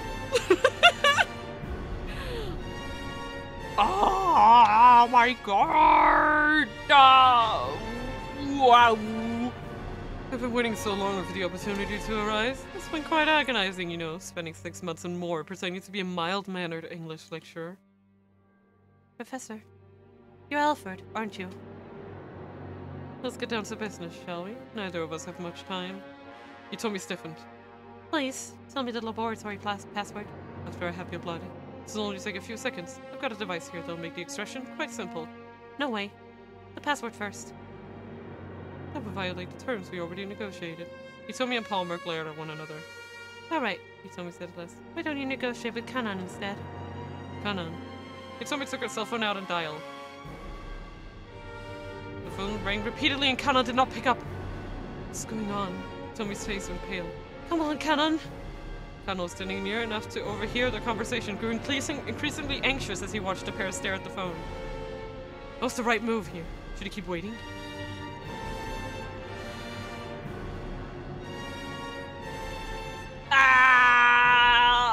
Oh! We can't rush! It's gotta be it! No! He had to hope talking with Kanan would work out. Kanan waited for the call to go through. But Kanan never answered. Did something happen to her and Tatsuno? Kanan felt his heart pounding. Now then, shall I take what I came for? Palmer took a step closer to Hitomi. Kanan reacted instinctively. Freeze! He drew his gun and trained it on the criminal. Nearby pedestrians scattered in fear. Seizing the moment, Achi darted in to protect Hitomi. Palmer let out a tiny sigh. So you're breaking the terms we agreed upon, then? I don't negotiate with terrorists. Kanan inched his way closer, his point of aim never wavering. Hitomi! He shouted. Call Kanan again! Again, Hitomi dialed her cell phone. Palmer opened the attaché case he was carrying. One more move and I shoot! Kanan shouted. But the terrorist ignored the warning, producing a set of small glass vessels from within the case.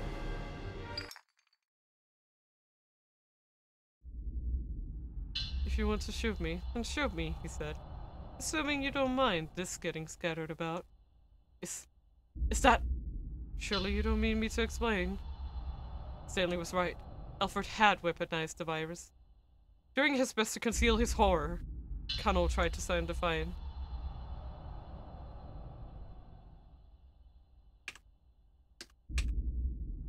Cause this one is assuming that he won't just, like, kill himself, or that he doesn't, like, I don't know. How can I even know that's real? It's entirely possible that this was all a bluff. Oh, indeed. These could all be a fake. Would you care to test that theory? Palmer flashed a cold, coy smile.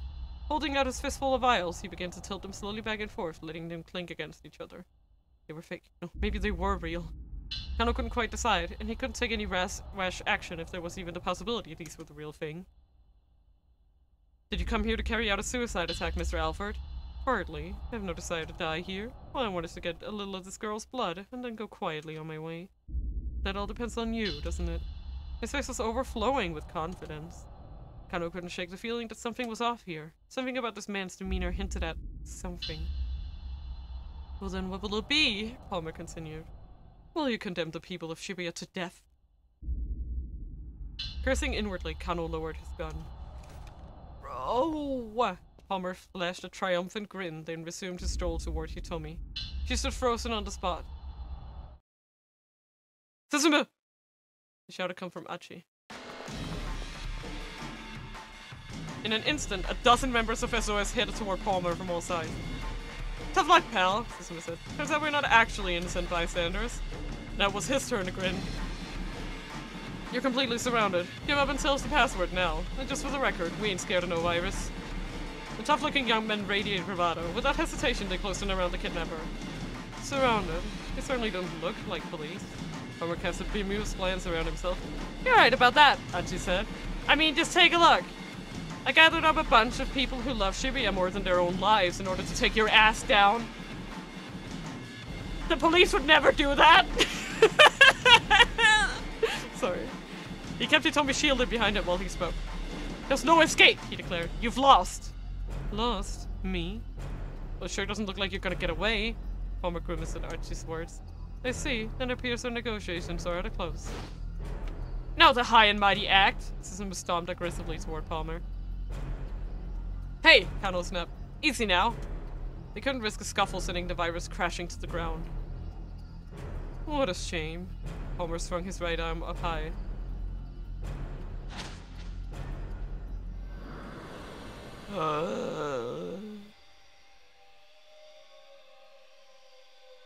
Everyone watched in dismay as his hand shot up.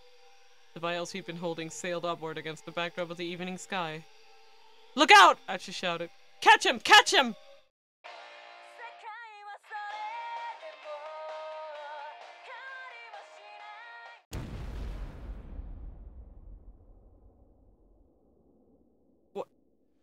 What?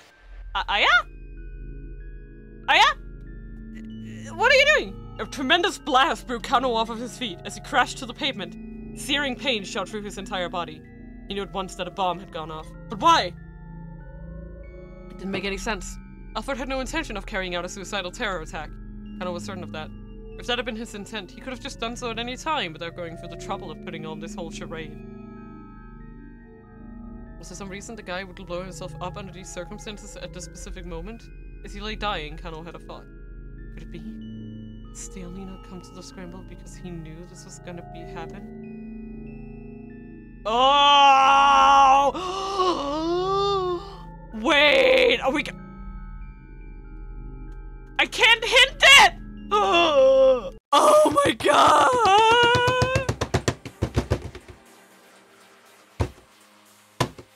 Sorry. I had to bang my table a little bit. Okay, Achi. We're gonna jump to Achi. I'm sorry. Are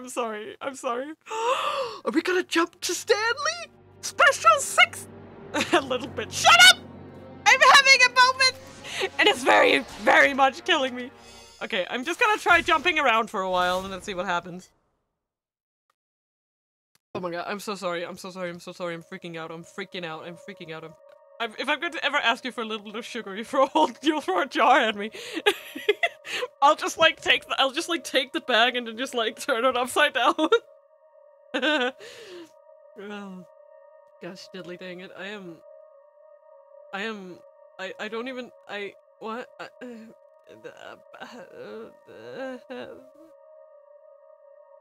am struggling right now. Was this guy Alfred?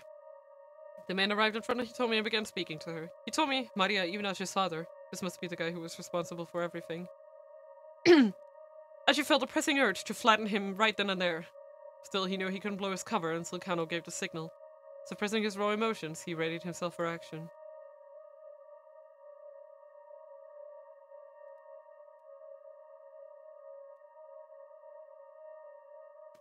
Brazilian Sumi has to come first. I can't let anything happen to her.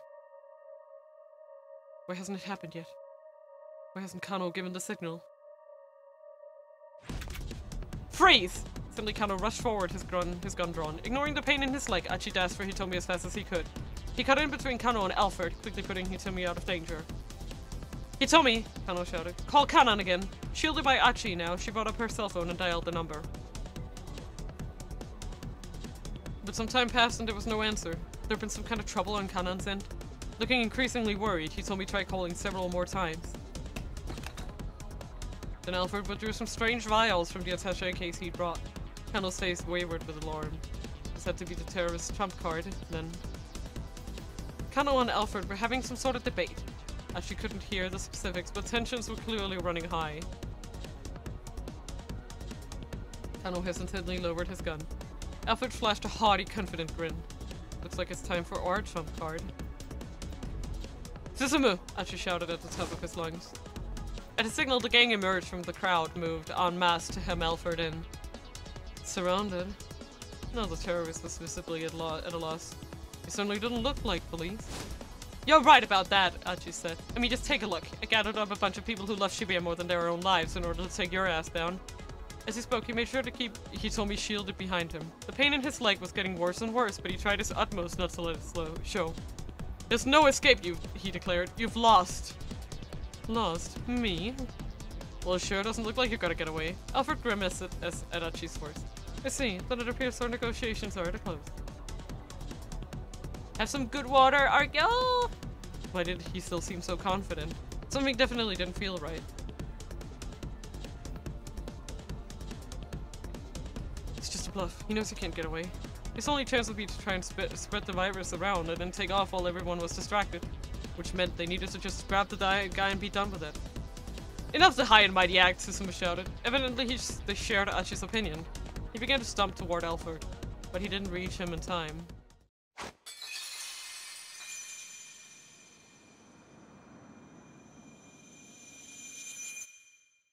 The vials in Alfred's hand went sailing high into the air. Look out! Catch him! Catch him! Achi gestured for his comrades to fan out across the open space. Then out of nowhere, a huge explosion blew Achi clean off of his feet. His eardrums ruptured, and his world was engulfed in an eerie silence, as if time had stopped. As he lay crumpled on the pavement, the one thing that still rang in his ears was the tinkling of glass as countless vials smashed on the concrete. Bad end. A mysterious explosion.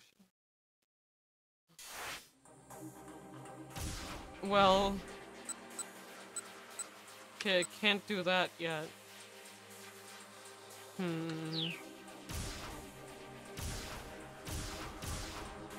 Okay, I'm just gonna try out some things. So I used this jump to Achi, but I did not use this jump. So I'm just gonna try this jump and see what happens. Maybe I have to change my... Oh, oops. Oops, that was not intentional. Yeah, no, I understand that we need to somehow figure out how to go to Stanley, but I'm trying. I'm just gonna try this jump for now. I haven't done it yet. Yeah, I know. I had not done that jump specifically. So I'm just gonna... Okay, well, the first choice I might as well try changing is the one he has right here. Where he says he doesn't care if he dies. I'm just gonna, because I do... After looking at him for a while, I feel he might just not care if he lives or dies. If he's doing this for frills, he might actually... Really doesn't care if he survives. Oh no. He was gonna unleash the virus, accepting that it would kill him too. Alfred met Achi's eyes, and seeing the haunted realization there, the terrorist flashed a wicked and triumphant grin. Began to... Oh god. But he didn't reach him in time. Okay. So, that was...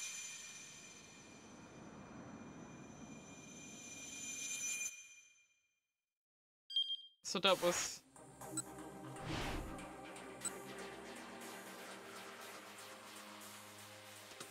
I think that's the correct answer there. Oh, I didn't check, I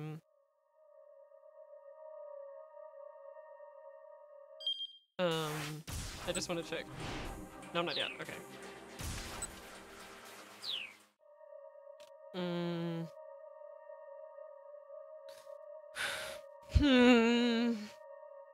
I guess I'll just try this one. I have to set aside my hatred. Right now I need to just focus on catching this guy. Why hasn't it happened yet? Why hasn't Kano given the signal? And then he goes, freeze.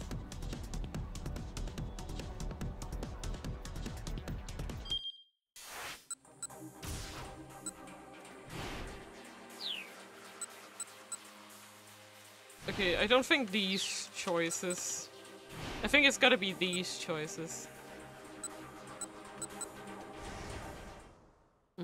No, I think this one is correct.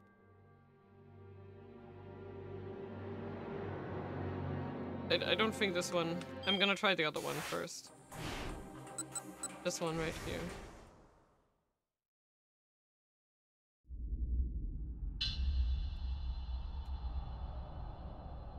I'm gonna try this one. You can't let us lose here. And why is that? Because if you do, you'll be infected too. True. So will all the innocent bystanders around us. A thin smile crawled across Palmer's face. Did you come here to carry out a suicide attack, Mr. Alfred? Hardly. I have no desire to die here. All I want is to get a little of this girl's blood and then go quietly on my way. But that all depends on you, doesn't it? His face was overflowing with confidence. Kano couldn't shake the feeling that something was off here. Something about this man's demeanor hinted at something.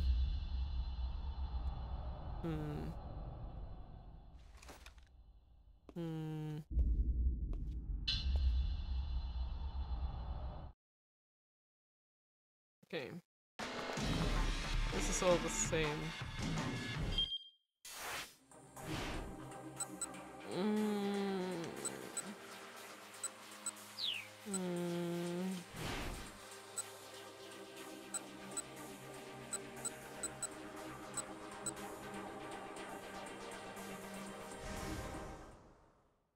I guess I'll just try the other one here. There's no reason not to try anything. At this point, I couldn't count on Kanan anymore. Kanan rushed into action. This is all the same.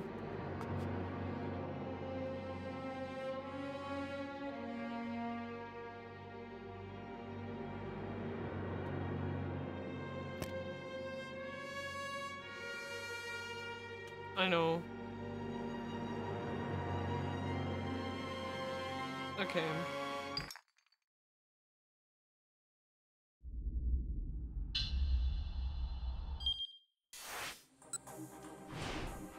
I'm so confused.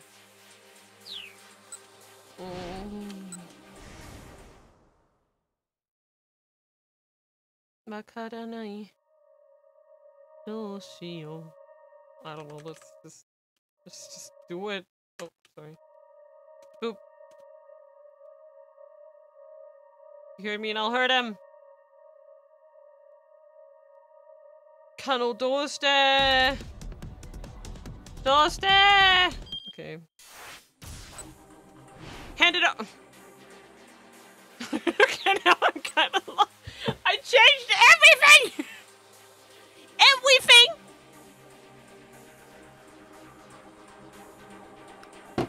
Fuck.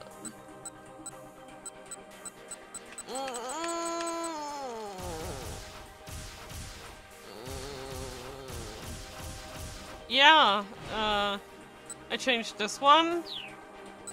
I changed this one. This one doesn't have a choice. And I changed these two. It changed nothing. I mean, I changed this one twice because it has two. I don't know, maybe I need to try. Then you didn't change anything, /J. Shut up! I don't know. I don't know. This was my first choice. Can you start with, like, a hint? Like, maybe sort of where I need to focus my energy for now? I have 4 choices right here. 4 choices to go between. And I understand it's a combination. Okay, so I wanna say I think this is correct. I think this is correct. You can't let that loose here. 'Cause I don't know. Actually, no, I don't. No shit. Okay, okay. Okay, wait a minute. Okay. So, now this one is changed.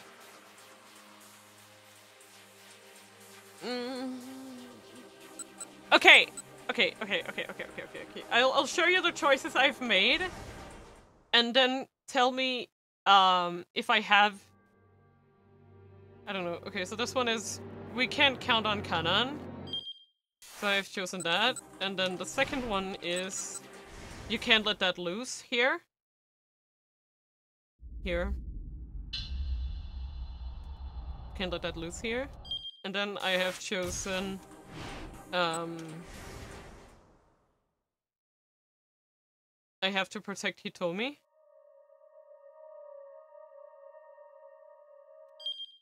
And Alfred is ready to die. Can you tell me if any of these are right? Is any of them correct? I mean, I hope one of them is at least. Because then I will just work from that one by myself, because it is kind of... Yeah. I don't know. Okay, I think this one I want to assume is correct. For now. I want to assume that this answer is correct. Okay.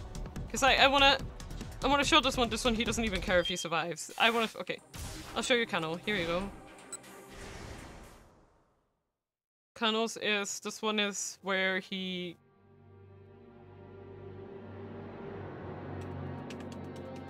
I picked this one. They couldn't count on Kanan anymore. And this one was... B is good. Okay. Okay, yes. Okay, nice. Then I will just try... some different stuff. Let's just try... How can I even know that's real? No.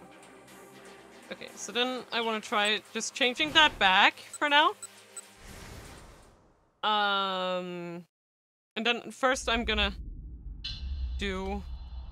I'm just gonna try a bit of a weird tactic here. Then next up I will try to change, because this one is still the same. Then I'm gonna change this answer here.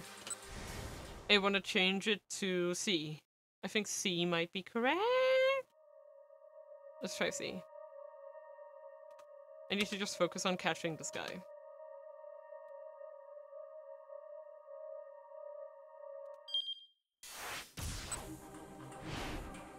No.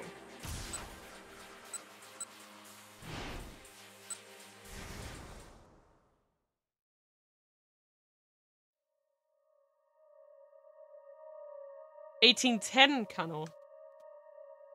Damn, that's quite a far bracket.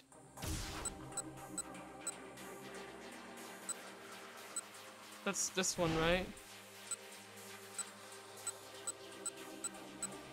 Is it these?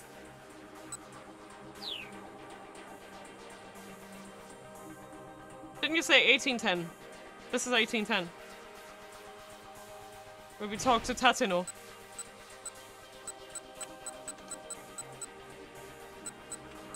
I picked A, it seems. First one isn't first one A already. First one is I already picked A. Yeah, okay, so this one is correct. Okay.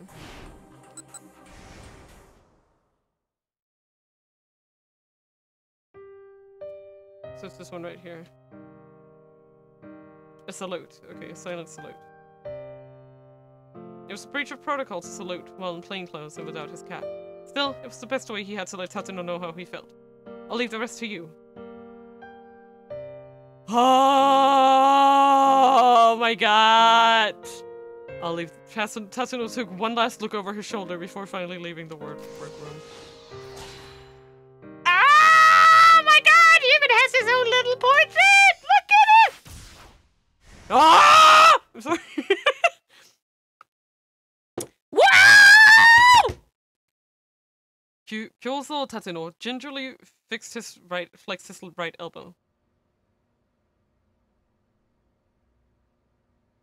It was still a little sore, but it shouldn't interfere with his ability to drive. I forgot that you had to go back there and use proper one to make a port. Yeah, it's okay. Does that hurt? Asked the girl called Kanan. No, I'm alright. Good thing I didn't kill you, she said, her tone matter of fact. You ought to thank that younger detective. If he hadn't stopped me, you wouldn't be here right now. Is that right? Tateno looked over at Kano. He was talking to Achi and the others about something. Well, this is the first time we got... No!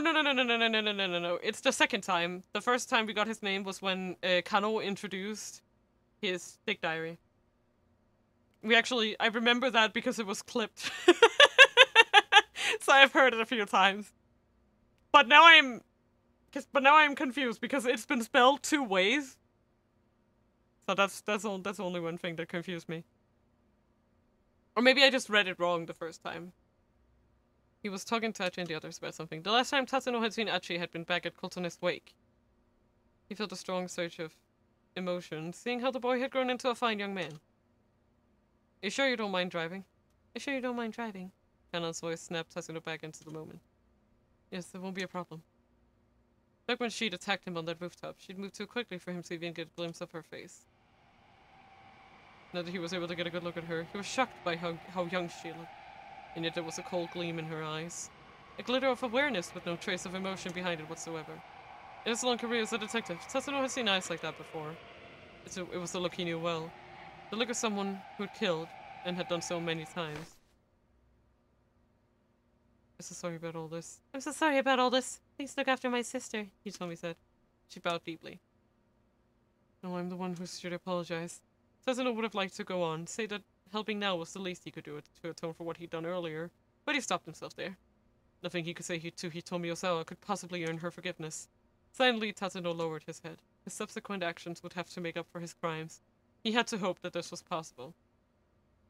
Kanon, you look after my sister too. Hitomi bowed once more. You two know each other? Tatsuno looked at the two girls in surprise. Kanon is my sister's friend, Hitomi said. I just met her for the first time today. What a strange series of events could have transpired for Maria and Kanon to wind up as friends. Tatsuno felt a prickle of curiosity, but now was not the time for that conversation. I just thought that was fun too. Daisuke reappeared. He'd gone to fetch his car keys. You know his park? Yeah, he is. Same as back in the day? That's right. Over where we always hung out with Kotono back in grade school. All at once, Tatsuno was hit with a surge of childhood memories.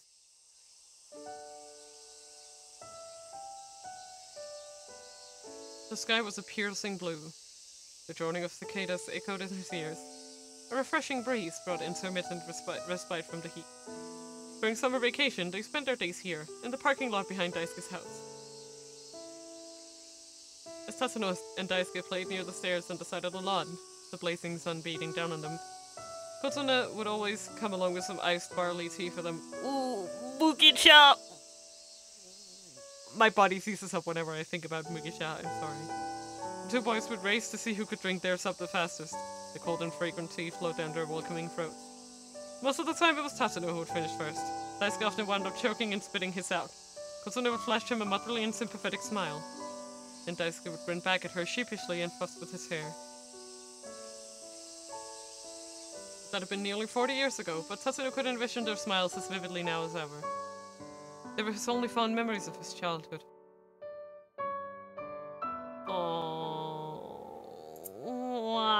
Tatsuno took the keys from Daisuke, clutching them firmly in his fist. Alright, he said. We'll be back. He lifted up Maria and, with Kanon supporting her on the other side, began to head out for the door. Then Kano called out to him.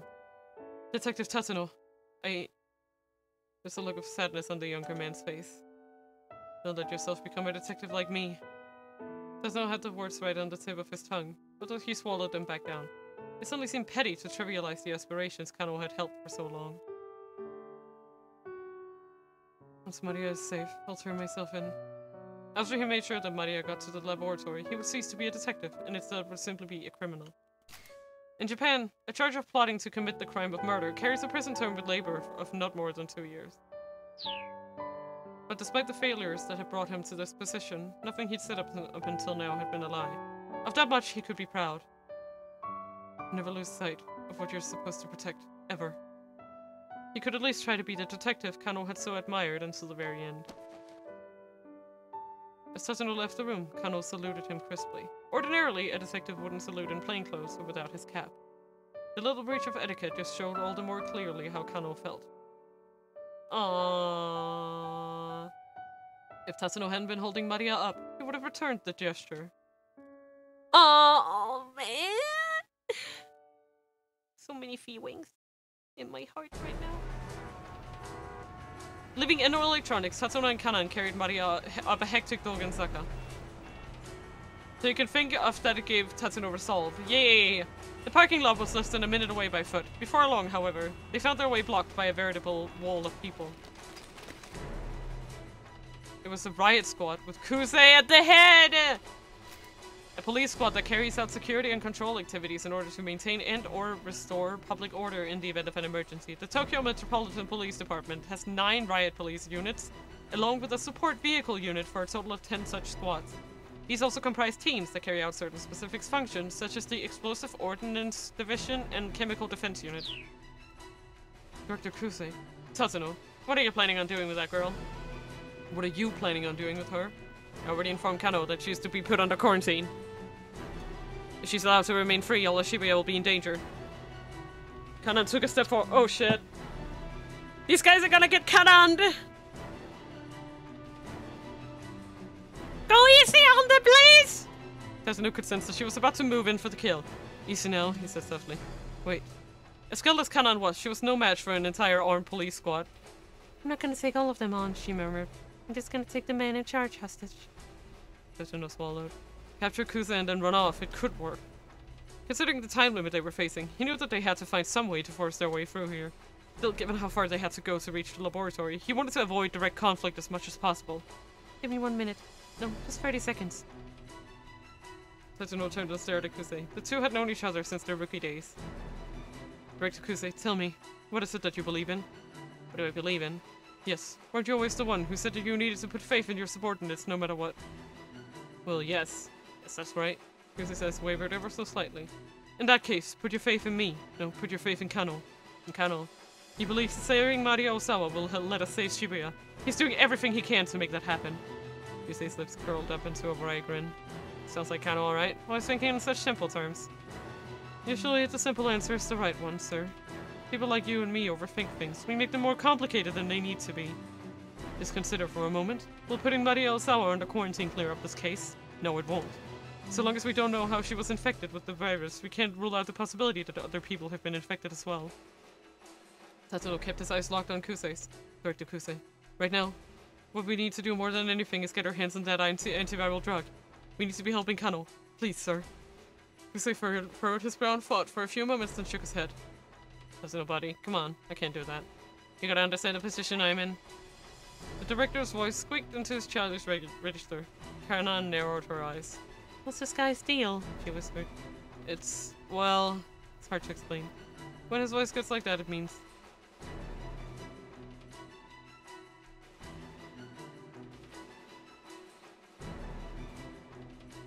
Yeah, this is when he gets excited, right? So he's being completely serious. They were gonna have to break through by force. Tatsuno took a determined step forward. Ugh! And Kusei let out a faint yelp. Then as Tatsuno watched in surprise, he proceeded to collapse onto the pavement. Ah! It hurts! It hurts! Have I been infected with the virus too? The riot squad immediately rushed to the director's side. As Tatsuno stood there, dumbstruck, Kusei secretively flashed him a knowing wink! Ah! Oh my god! That was a terrible performance, Kanan muttered. Yeah. It was a tour of the force, as far as I'm concerned. Inwardly, Tatsuno gave a response and none of us I'm fucking slipping past the riot squad. He and Kanan headed for the parking lot. Several members of Kusei's team hurried to chase after them. Don't follow them! Kusei cried out as he were the riots underground. Everyone stay back! If you get too close to Mario Osawa, you'll be infected as well! The riot squad stopped in their tracks. Tatsuno and Kanan took the opportunity to hurry out of sight. Oh my god, Kusei! I respect the shit out of him. God, what a guy. What a guy! He's absolutely the best. I fucking love him. Oh my god. Ah! I'm so happy right now, like, for real. Majide. The area had changed since Tatsuno's youth, but some of the old air of nostalgia still lingered. Notice. He spotted a minivan with Endo electronics written on the side. Tatsuno gently laid Maria on the back seat. She was still apparently unconscious.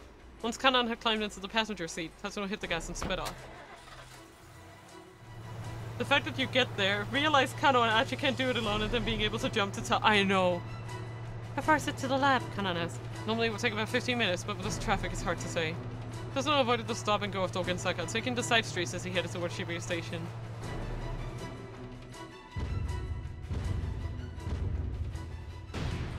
Fuck! Once they re-emerged on the main thoroughfare, however, he spotted a checkpoint up ahead. Barricades and armored vehicles were blocking the road. The scale of security effort showed just how grave the situation truly was. Tatsuno hit the brakes. What do we do? Kanan spoke without taking her eyes off the barricade ahead. What do we do? Tatsuno fought for a few moments before arriving at an answer. I don't know. Can we plow on through? I mean, I'm thinking it's gonna be B or C. There's no way they'll listen to us. We're just gonna get apprehended. I'm gonna try this one first. They have to find another way around. In the back seat, Tatsuno told Kanan. Hi. I wanted to hold on to Maria so she doesn't fall. A feisty grin came to Kanan's face. Got it. Tatsuno waited until Kanan had made her way into the back, then he threw the minivan into reverse and rammed his foot on the gas. He cut the steering wheel sharply to one side, the loud screeching filling the air as centrifugal force made the vehicle tilt. Then a patrol car came roaring out of a nearby side road. What the? Tatsuno reflexively jammed on the brakes. The police cruiser in front of the minivan cut in front of the minivan, turning to head right toward the roadblock. Crashing into the barricade, it plowed on through, not stopping until it slewed up onto the curb right beyond. The car's impact had made enough space for another vehicle to slip through its weight. The minivan barreled on through the checkpoint. Tatsuno wondered who in the world had been driving the cruiser. Stay only, boy. Sasayama, back from the dead? I don't know. Whoever it is, I love you. Tatsuno's phone rang and he picked up as he sped upward. Able to break through safely. Yeah! Sorry. Kajibara! Fuck yeah! Kajibara, fuck yeah! I'm sorry. I'm sorry. This is like, oh my god, this is like when you watch a Conan movie and just a whole gang coming together, man. It's the best. I love that. It's a community effort! Pay yourself, pay off. Oh, hard eyes. It was the voice of Detective Kajibara. Tatsuno had thought he was at the Osawa residence. The patrol car just now. That was you. A call came in from Task Force HQ, saying that Kano had found Maria. I figured maybe Kano was planning to take her to a Koshi pharmaceutical, and so I thought he'd need to make his way through one of the checkpoints here. But the fact that it was you, Detective Tatsuno, now that was quite unexpected. He let out a weak chuckle. Kajibara, are you hurt? No, don't worry about me. Yes, please help Maria. I made a promise to her father that I'd save his daughter no matter what. Tatsuno could hear the energy draining from Kajibara's voice. Understood. I'll keep that promise for you then. Thank you. I love— the line went down. I love you. No, Kajibara! Don't die, please! He'd crashed headlong through that barricade. There was no way he'd come out of that uninjured. I'm sorry, Kajibara, Tatsuno said to himself under his breath. And thank you. He bit his lip, then stepped hard on the gas again. Oh! Oh! Oh! I'm feeling so many— ooh! Oh, okay, wait. Do I need to find another jump here? I'm guessing—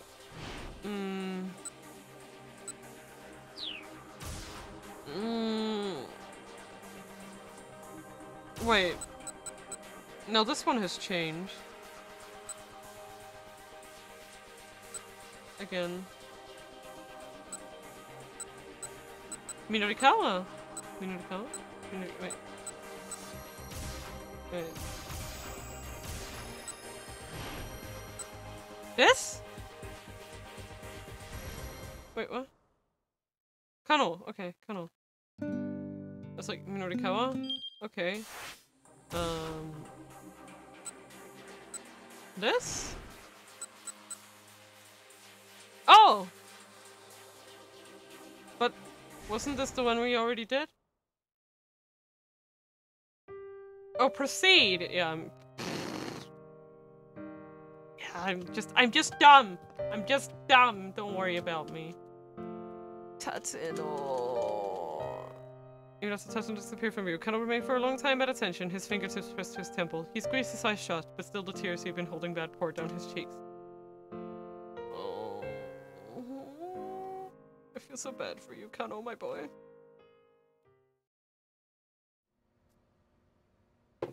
Yeah, no, yeah, I know, I'm just dumb.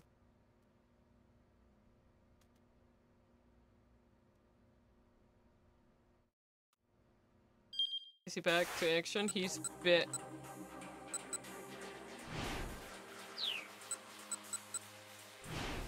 Okay, this one is still closed off. Okay, so Tatsuno's needs to be— so there's this one in Achi. That's Minorikawa, that's not it.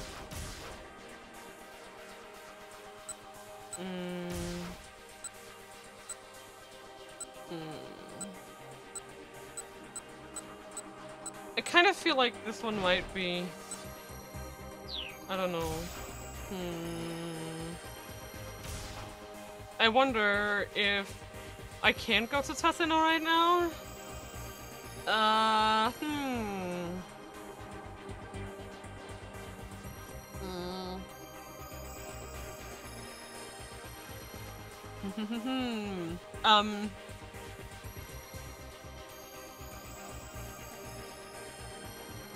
Okay, I think I'll go refill my drink while I think about it. I'm kidding. I need to have drinks for this, because, shit's gonna go down. So I will see you guys in a few minutes. Love you!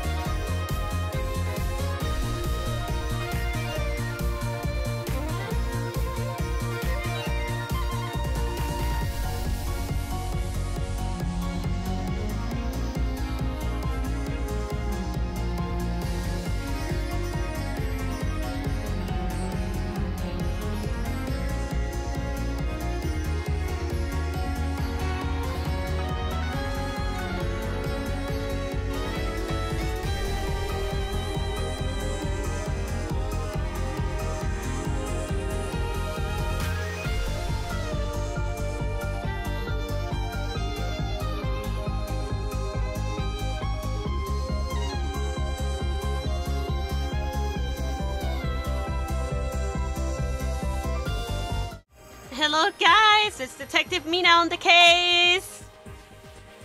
How are you doing? I'm just closing my sippy cup. Leave me alone. What is Kano at 1840? I'll check it. Oh, Kano. Okay. This one with Stanley. Is that it? Wait. Oh wait! Oh wait! Do I change this? Keep eye on promise. I understand. Do what you have to and come back soon. I'm sorry. I wish I could tell you more. It's all right. I'll find a way to get by. Kind of had a vague idea what Stanley was up to. It's probably felt you need to skip. Yeah. There's no ordinary opponent they were up against. Keeping secrets even among friends wasn't necessarily a bad call. Colonel, promise me one thing! What's that? What's that? Once this is all over, you'll go have a beer with me? Sure, alright. Colonel couldn't help but smile. That's a promise now, remember! The promise these two made just now mirrors another made by a certain pair of brothers in the past. Once this is all tidied up, I'm gonna need a drink. Let's... you and me have a beer together. That's what the younger brother said, and the older brother still feels the pain of that promise going on. Oh, yeah!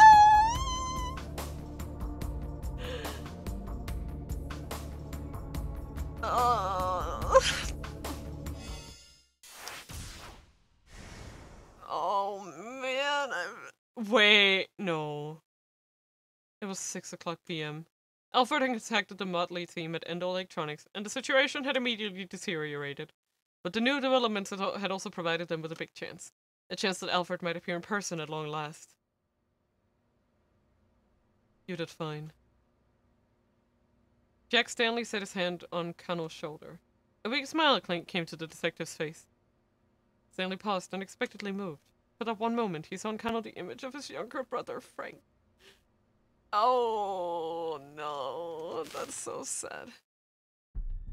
Jack, you have to get everyone to a safe place right away. Frank's nervous shout echoed through the hotel lobby. Stanley's younger brother was a member of the bomb and arson squad. That's subsection of the Chicago Police Department's Bureau of Investigative Services, BIS, that handles investigation of bomb and arson related cases. This was 2 years ago. The CIA had obtained intel that Alfred was targeting a high-class hotel in Chicago for a terror attack. Stanley and his team had searched the hotel interior and had discovered the bomb set inside a large planter. When Frank arrived at the scene and saw the explosive, his expression grew grim. The detonation trigger is set to in the worst possible place. It's gonna be a bastard to remove it. In that case, you need to get out of here too, Frank, Stanley said. No, I need to make sure I can figure out how this thing is set up so the disposal unit knows what to do when they get here. I'll be alright. Look, you can probably see it from back there. Stanley could indeed see the small explosive from where he stood. It was held in place by several screws. The timer had just ticked down past the 30-minute mark. There's plenty of time left for the disposal guys to get here. Jack, I need you to help finish evacuating the building. There are a lot of people who haven't gone out yet, but... Stanley hesitated. From a cold and logical perspective, Frank was right. Also, can we just talk about how this game went super deep for the finale? Oh, you got 2 new Yeah, I love it! A lot of innocent people might die. Alright, he said. I understand. Heck, if we had something as simple as dry ice, we could just freeze this thing. Frank grimaced as he eyed the bomb. Dry ice, huh? The truck! The van! I don't suppose ice cream would do the trick. That'd be a waste of ice cream. You'd be better off just eating it. Of course, even dry ice would be a long shot in place of actual liquid nitrogen. The brothers looked at one another, and for a moment the tension dissolved into laughter. Hee hee, I get it! Alright, Stanley said. I'll be back. Hey Jack, once this is all tidied up, I'm gonna need a drink. Let's you and me have a beer together. Sure, you got it. Stanley headed from the hotel lobby, which was still overflowing with guests. You made the right choice here. You made the right choice here. Stanley gave Kano a thump on the back, and the detective cracked a tiny grin. What about my choices, though?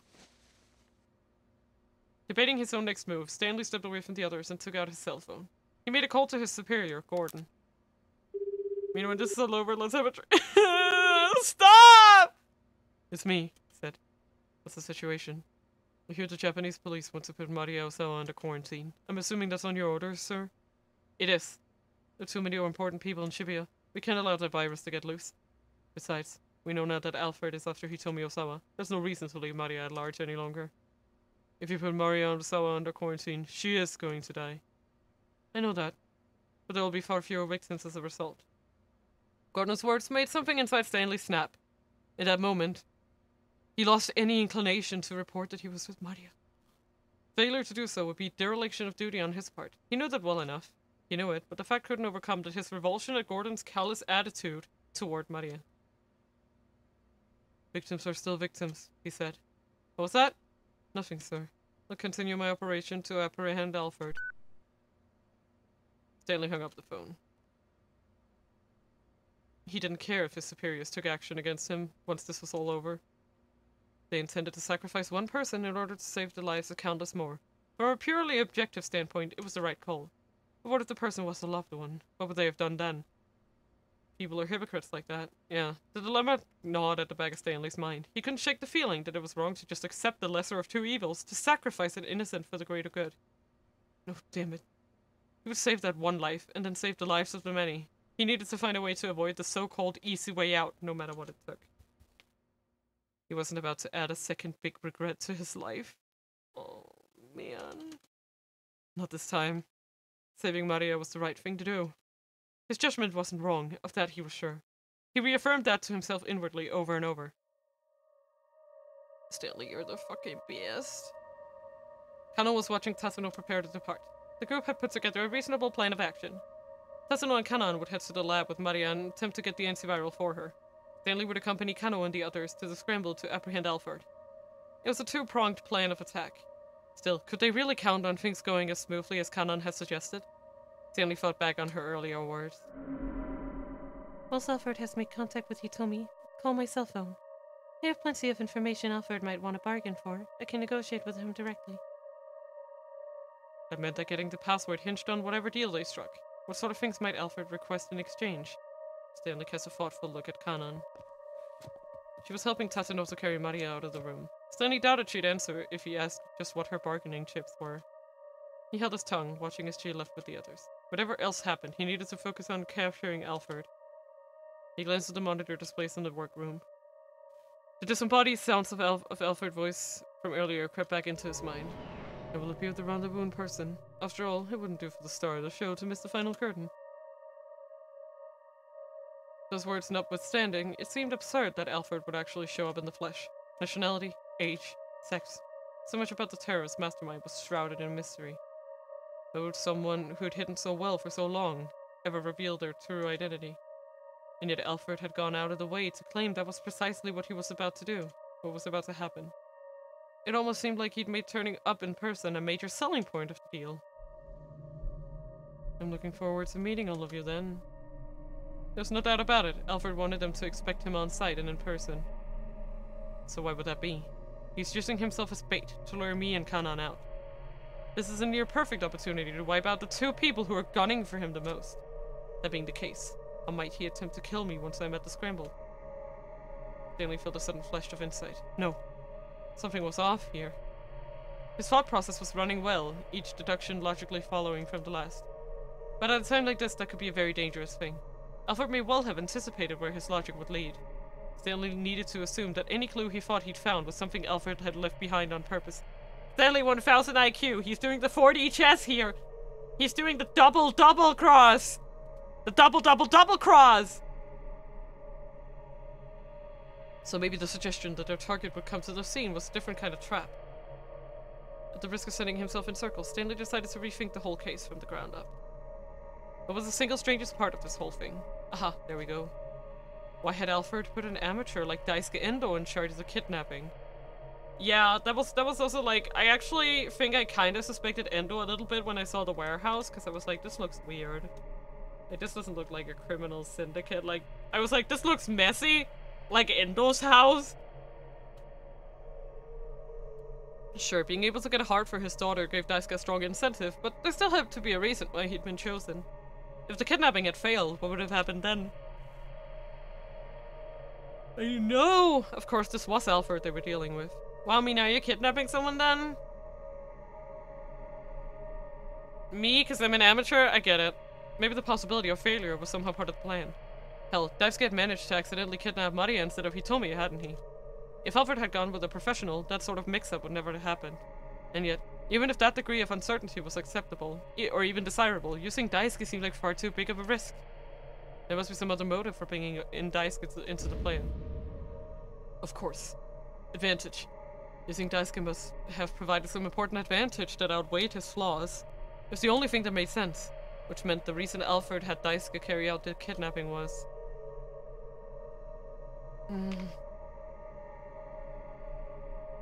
to create an alibi? Wait.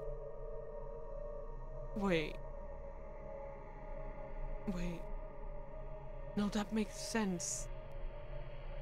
He was so, like... I know this sounds weird when I first saw it, but like thinking about it, I think it was to create an alibi, because the only the only time Palmer was directly involved was about this stupid kidnapping. He was constantly there. So I'm like, it's gotta be this. Like, just going by his involvement. But, I mean, I might just be thinking too far into it, but like...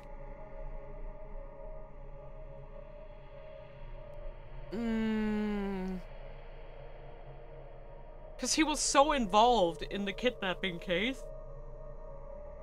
Oh, thank you. Hello, Momo. Thank you so much for the ara. What kind of ara do you want today? mm. Mm.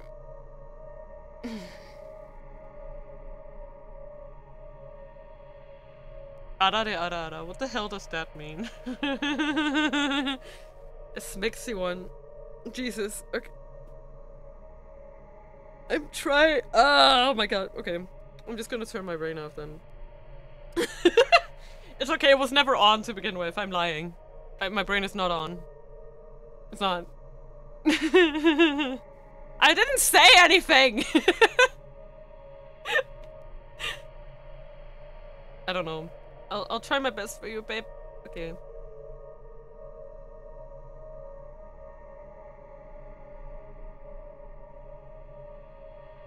Ara. Like that?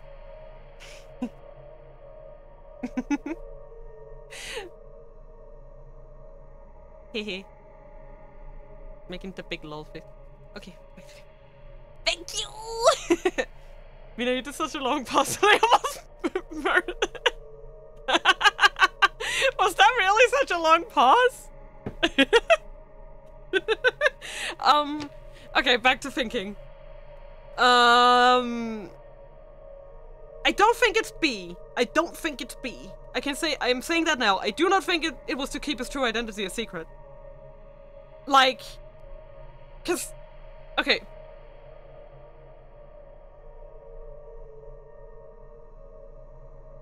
But it takes 5, so yeah, okay.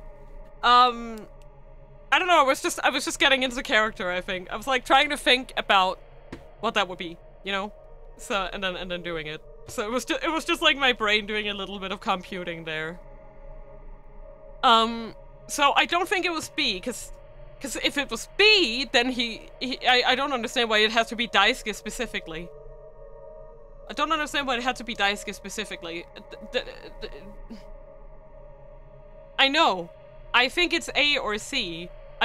Okay, my reasoning for not thinking it's B is that B can be achieved with hiring some other dudes that are more experienced. Like, because no one knows Alfred. Like, he just has to go with a professional kidnapper man that doesn't know who he is. Daisuke doesn't contribute to this. So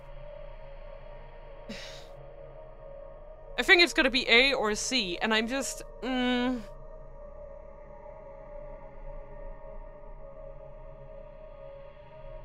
okay, I guess my question to create an alibi, create an alibi for what?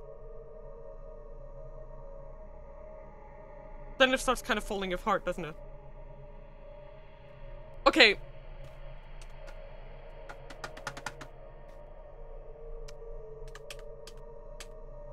Okay, I want to stick with my guns. I want to say it's A. Is that the correct answer? You can tell me the correct answer. I've decided. I think it's A. Okay. Then what is it?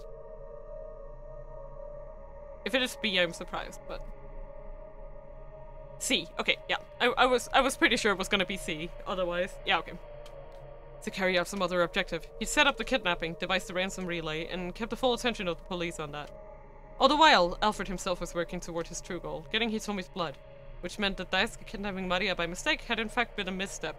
That was why, in the end, Alfred had proposed trading the password for Hitomi's blood. Could that really be it? Stanley decided to take it up with the man himself. Mr. Endo, let me ask you something. Did you know Hitomi had a twin sister before the kidnapping? I didn't know. So when did you find out? After I'd had Maria kidnapped, the organ trafficker took one look at her, said I had the wrong girl. Said I was supposed to have abducted the younger one. He never mentioned Hitomi having a twin before this all started? No. If I'd known, I'd have been a lot more careful. Alfred had certainly known that the Osawa girls were twins, but despite the added risk that fact implied, he hadn't told Daisuke. There's only one logical conclusion. Daisuke's mistake hadn't been an accident. Alfred had intended for the wrong sister to get kidnapped. By using an amateur, Alfred had set up the police to write off Daisuke's kidnapping of the wrong target as a simple misstep. Had Daisuke been brought in simply in the name of camouflage? But why? Alfred was after Hitomi's blood. Daisuke was after Hitomi's heart. They both wanted the same thing, so why target Maria instead? Stanley's train of logic had run out of steam again. Still, he was sure he was on the right track. He just needed to keep following till he found out where that track would lead. Where's the storeroom where you were keeping Maria? He asked.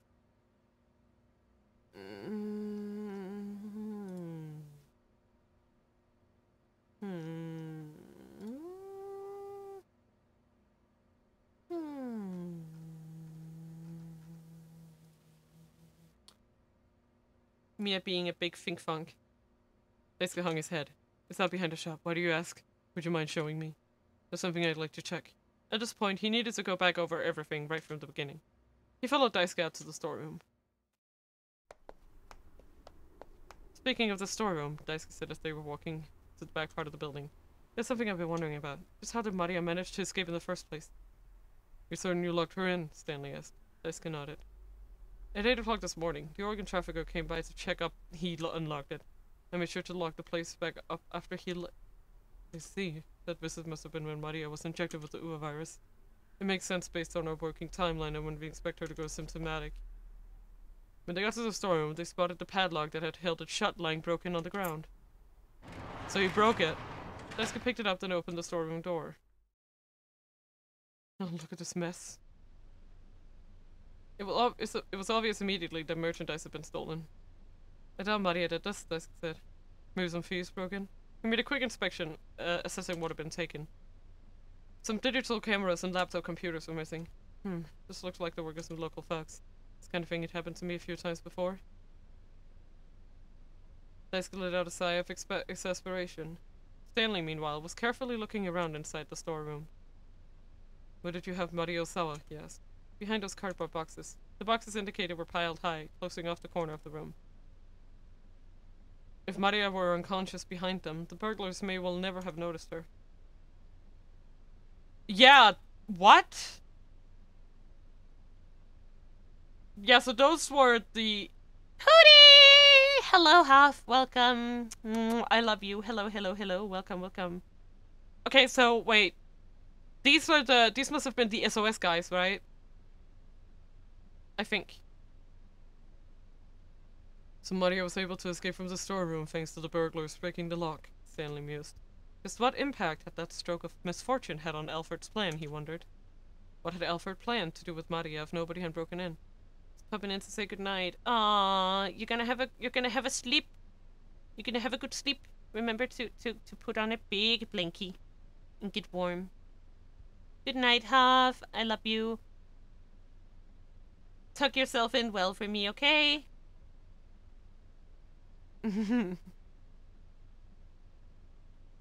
Yeah. It's okay. Go rest. Go rest and get some comfy blankies, okay? And a stuffed toy if that's your vibe. That's my vibe for sure. What had Alfred planned to do with Maria if nobody had broken in?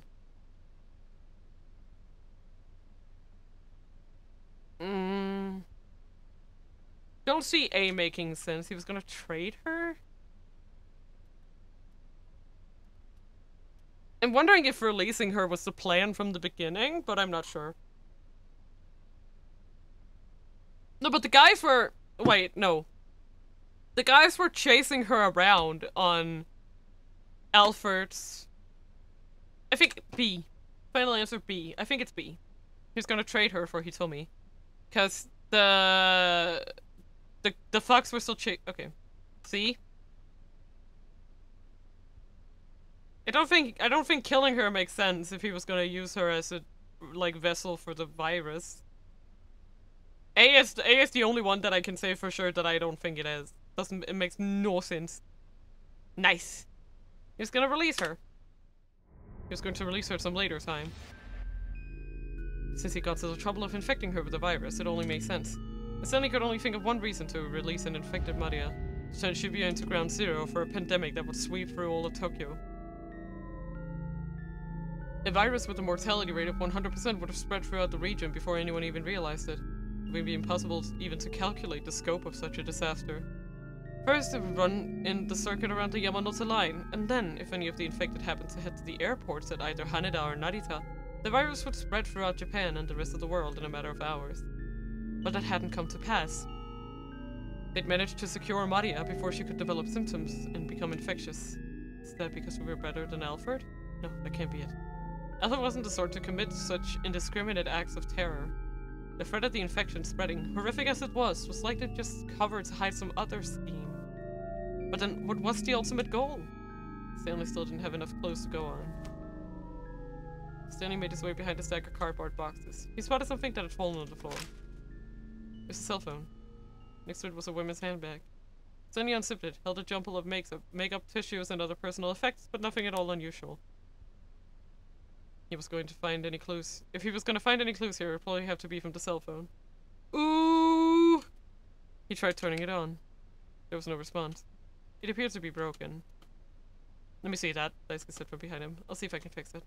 You think you can? Stanley asked as he handed it over. I won't know until I try, but that's not out front saying that I run an electronics shop isn't just for show. Turning his attention back to the handbag, Stanley searched it more thoroughly and found a photograph tucked inside that he'd overlooked on his first inspection. What the hell? He stared at the image, swallowing the lump in his throat. 7:30? That's like a summer picture? Dun dun dun!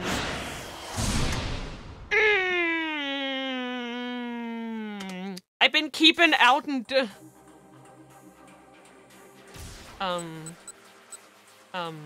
wait. Oh, did we fuck this up again? Right. We fucked this up again, didn't we? Okay, let me just...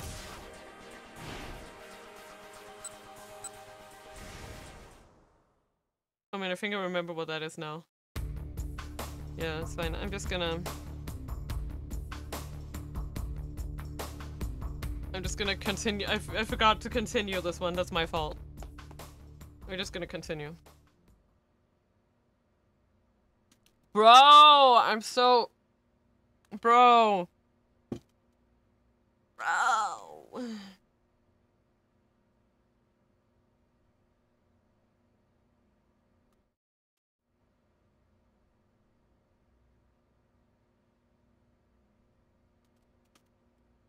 Bruh, bruh. Bruh, bruh, bruh, bruh, bruh, bruh, bruh, bruh, bruh, bruh. Bruh, bruh, bruh, bruh, bruh, bruh, bruh. Bruh, bruh, bruh, bruh, bruh, bruh. Nice, okay, we're back.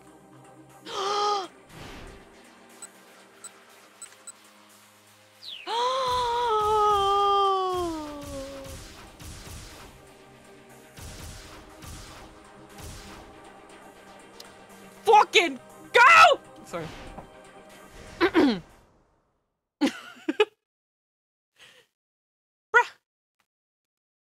Just a move. And an instant it doesn't ever SOS hit us were problem from also. Tough luck, pal. We're not just innocent bystanders. Give up the password.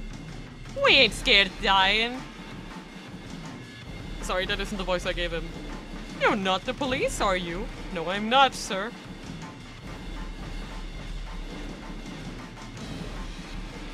Lost. What? Sorry. I just... Easy now. What a shame. Hiya!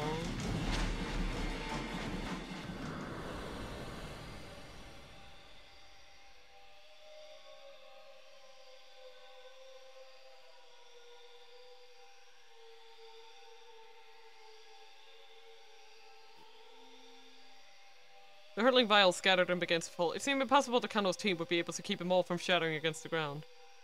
SOS members fanned out, positioning themselves as best they could to intercept the falling vials. Kano likewise prepared to catch one that was heading straight toward him. As he did, he caught sight of Palmer speeding away. Kano made up his mind on the spot.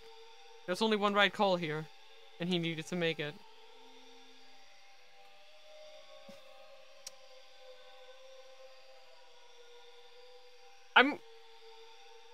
I'm sorry. I trust Stanley.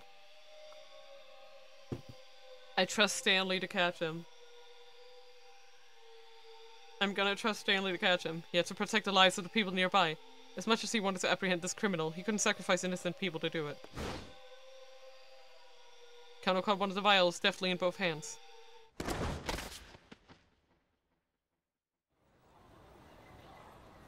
Carefully, he examined it for damage. Seeing that the vial didn't appear broken, he let out a sigh of relief. Then he looked around for Palmer, but there was no sign of him. Damn it! The mastermind had gotten away. Vanished without a trace. Amidst the frenetic crowd of the scramble, a lone criminal could blend in an instant, becoming just another pedestrian. Trying to find him now would probably be a hopeless endeavor. I don't know if that's a bad end, but it probably is. Yeah, it is, okay. GM. And we can't tap this shit anymore. I'm just gonna see what happens in Achi's end here. And then we can start like moving. Why did he still seem so confident?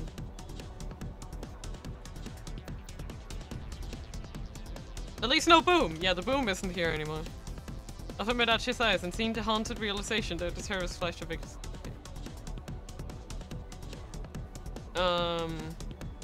Stanley killed Ayakami! Okay.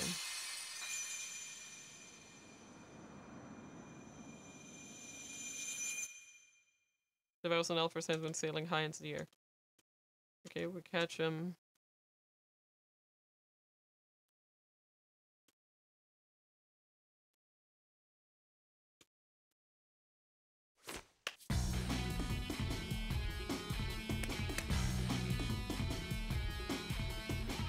Whoa! There's one more over there! The desperate shout had come from Hitomi. Spotted vial sailing in a hard arc away from the SOS members. Damn it! Achi launched into motion, ignoring the searing pain in his leg, but the falling vial was so far away.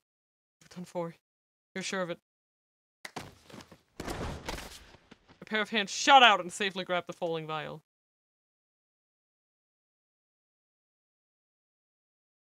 It was Kano.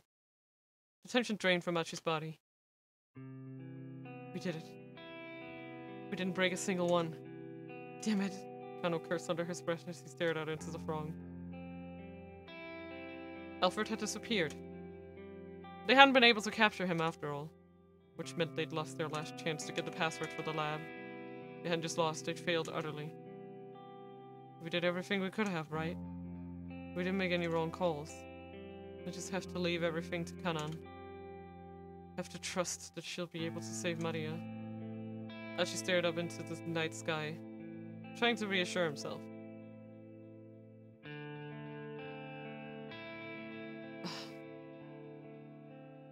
Failed capture. I mean... well... I guess I'll just fucking try. I'll just do it.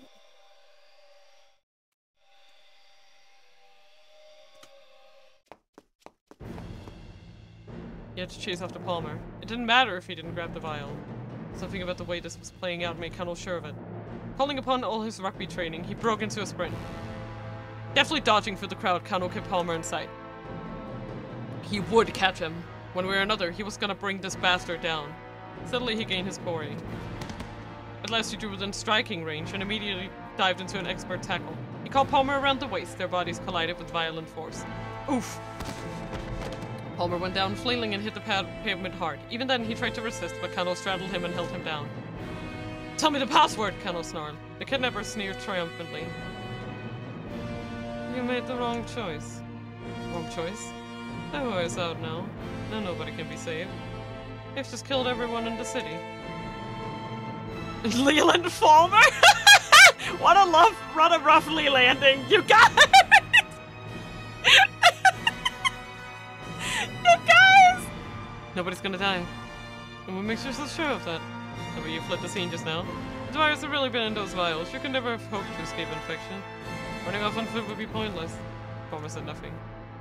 Which means there was no virus in those vials. They were just a decoy in order to buy you time to escape.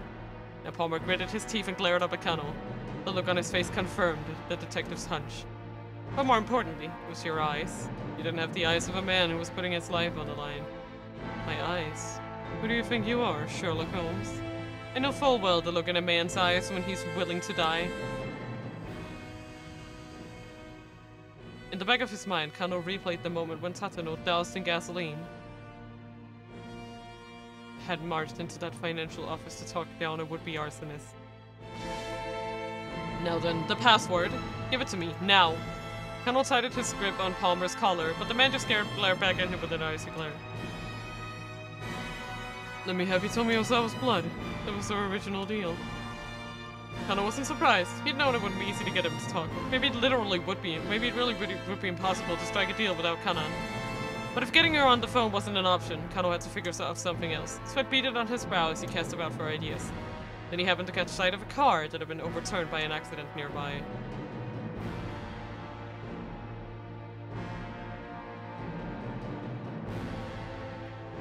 Gasoline had spilled from the vehicle, creating a broad, dark puddle on the pavement.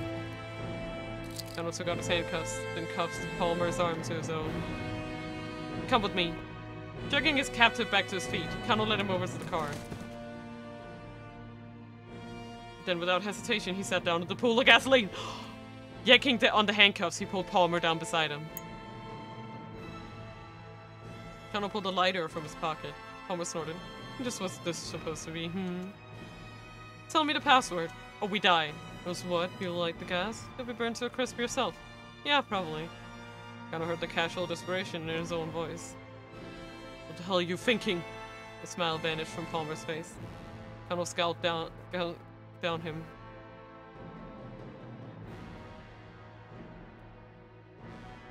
I'm A. I just want to know the password. I just want to know the password. If that's really what you're after, then you can't kill me. Palmer and Kano locked eyes, both refusing to back down. The scent of gasoline fumes filled the air around them. Kano knew that the slightest spark could set off a massive fireball.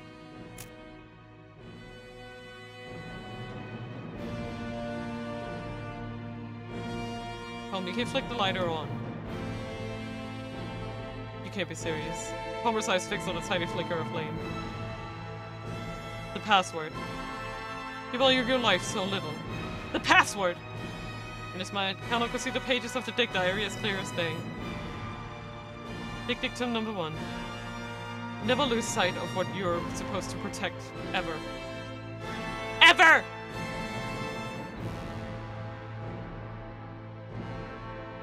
Palmer glared in defiance. Kano brought the lighter closer and closer to the gasoline. He could practically feel his own life growing shorter as his hand descended. And yet he felt no trace of fear. His body was numb, his senses strangely distant. Time seemed to slow. The world around him dissolved into a blur. Kano got badass! He's so badass! He was surprised at how calm, how remote he felt. Here in the midst of this life-or-death confrontation. And then, far in the depths of Palmer's eyes, he saw the barest hint of doubt. He fixed his gaze on that point of weakness and did not look away. Palmer's shoulders slumped perceptibly.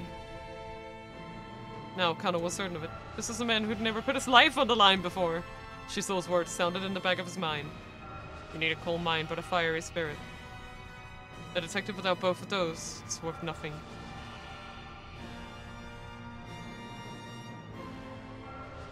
Let me go. Promise to let me go and I'll tell you. Is that your answer? I don't think you quite understand the situation here. Kano brought the flame still closer to the gasoline. Palmer's eyes went wide. No longer was he able to hide his trembling uncertainty. All right, I'll tell you. Just put that thing out. The password first.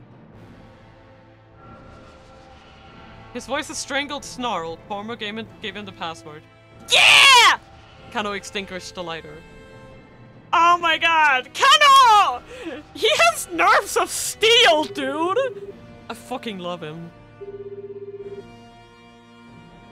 Pulling out his cell phone, Kano dialed up Osawa. As he did, he recalled his last exchange with Stanley at the electronics shop. The password is Big Bubby Butt 69. Looks like we'll be able to have that beer together after all. But Osawa didn't answer. Kano guessed immediately that something was amiss. Detective. Ash's voice was full of worry. I've got Stanley on the line. He says the Detective Tatsuno.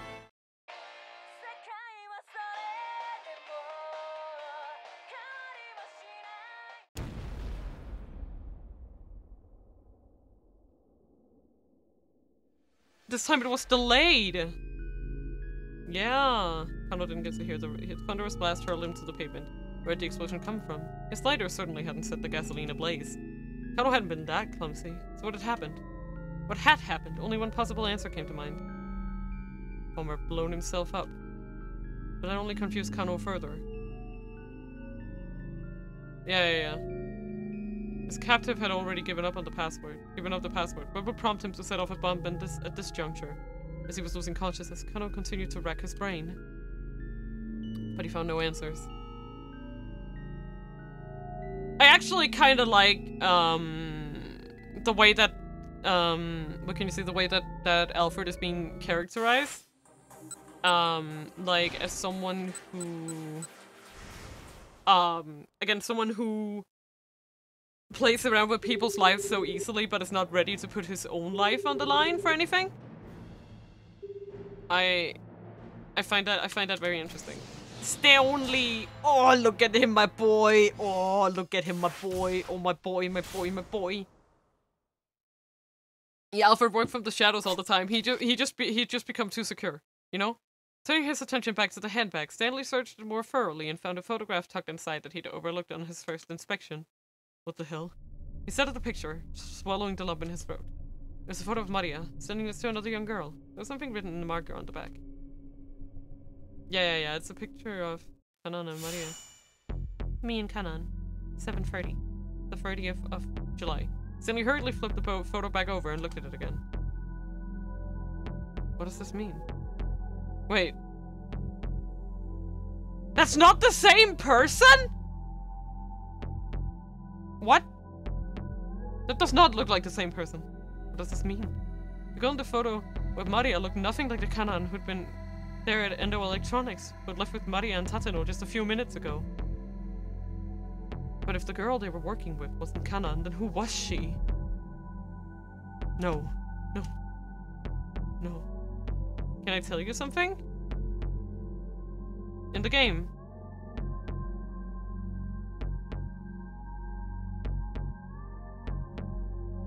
did the current Kanan ever spoke? No.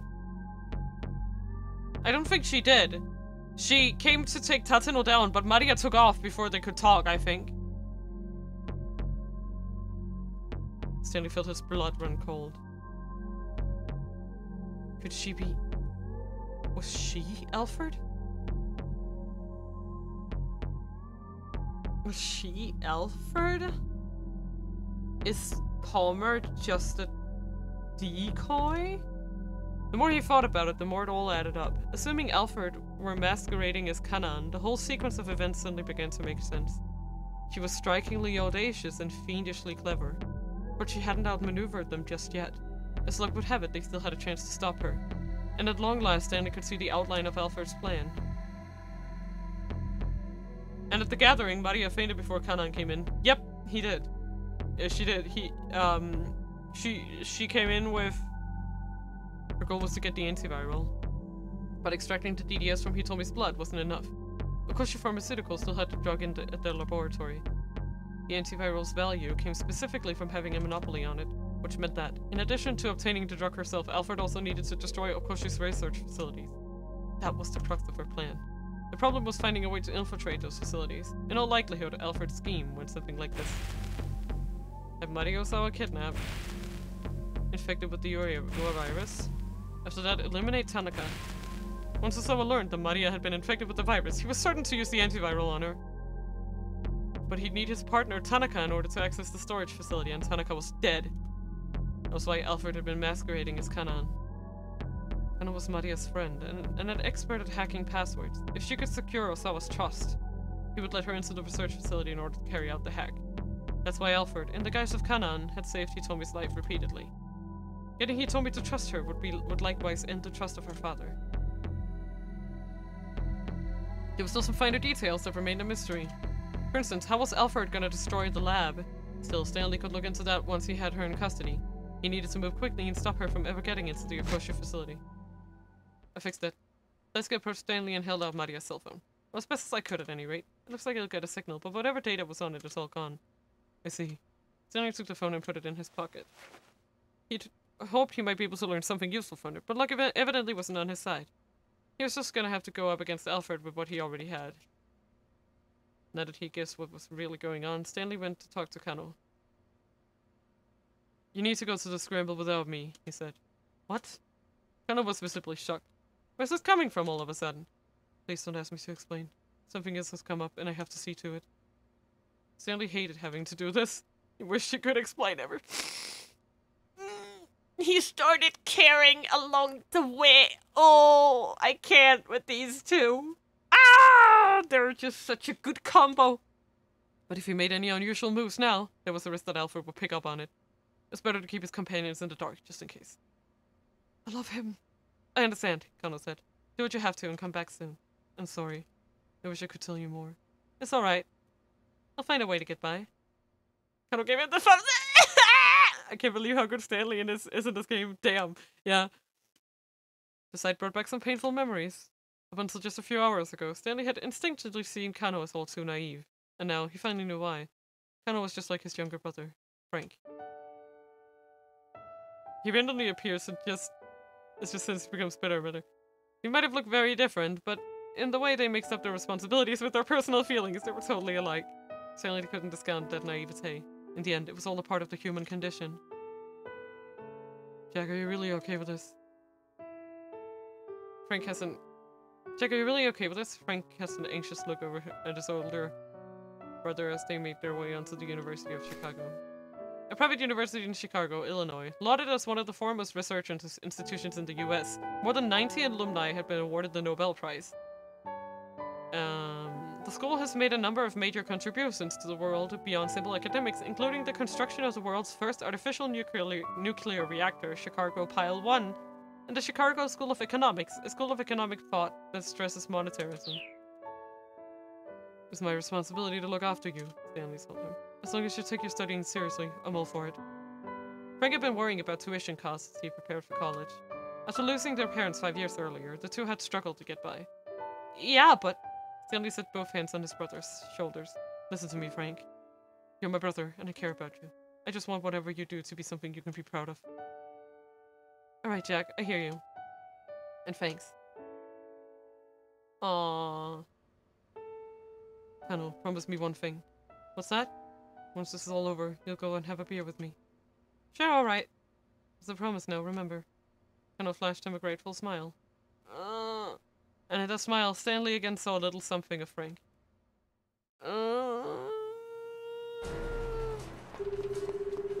Hurrying out of Endo Electronics, Stanley dialed up Tatsuno! It's... Oh. Never mind. Listen carefully. Your life may depend on it, he said as soon as Tatsuno picked up. He knew that the detective wouldn't be able to respond openly, since Alfred was right there with him. On the spur of the moment, Stanley devised a simple code for how he should answer yes or no. He told Tatsuno to respond with, "That's right," to mean yes, and "will do" to mean no. There was no time for anything more complex. Right now, Stanley just needed to stop Alfred from getting into the lab. He quickly explained his suspicions about Kanan. Tatsuno sounded distinctly unnerved. At any rate, Stanley said, you need to find a way to turn back without her realizing what's going on. Will do, Tatsuno replied. They was gonna head to the laboratory despite Stanley's instructions! Saving Maria is your top priority, isn't it? That's right. The detective's affirmation was firm. Alright then. Guess I'll have to head that way myself. In the meantime, do not let her inside that lab. That's right. Tatsuno was no match for Alfred. If she figured out what was going on, she'd probably kill him on the spot.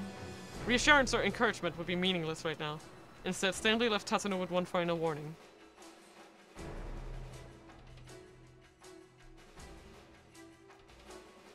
I'm gonna have to give him that determination.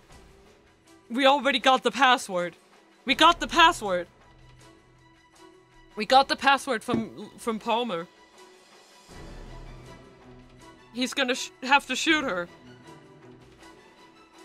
I'm assuming that she has whatever it is to... Cause what I'm assuming, right, is that she's the one who sets off that fucking bomb.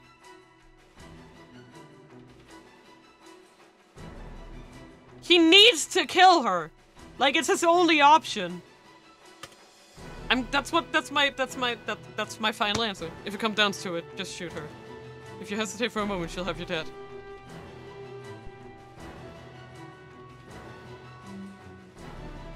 Just not hung up without saying anything. But fine, do you want me to go back and change? I guess I'll just see this to the end and then I'll go back and change it. The area around Okensaka was in disarray. The government had declared a state of high alert and the people on the street were milling around uneasily, unsure of what was going on. Modern-day Japan lacks both the infrastructure and the legal framework to properly deal with large-scale bioterrorist threat. Coordination between the police, Japan Self-Defense Force, JSDF, health centers, and so forth would be a monumental task. In all likelihood, if a bioweapon was ever unleashed there, the target site would fall into chaos. Probably.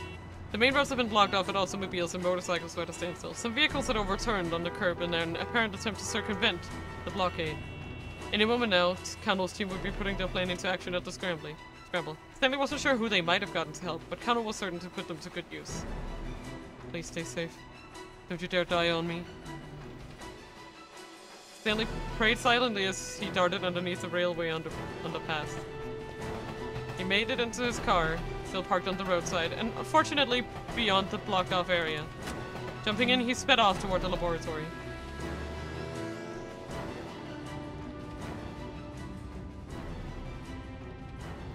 As he drove along, Stanley again tried to deduce Alfred's plan of action. If Alfred herself was on the way to the lab now, then what was the objective of the fake who'd been sent to the Scramble? The call came in from Tatsuno. Stanley here. He picked up quickly, but as he did, he wondered. Why was Tatsuno calling him? Alfred was right there. There's no way the detective should be risking a phone call. What's going on? Tatsuno said nothing. Stanley repeated the question. Still, Tatsuno did not reply. Ah, shit. Stanley's apprehension spread like a droplet of ink in water. Hey, has something happened? Hey! Answer me! The call cut out. Stanley hurriedly dialed Tatsuno's number, but he couldn't get through. Something had gone badly wrong, he was sure of it. Had he been too arrogant in thinking that he might be a match for Alfred? His worries turned to the team at the Scramble. What if they'd walked into a trap? Figuring it would be too dangerous to call Kano in the midst of negotiations, Stanley instead dialed up Achi. Okay.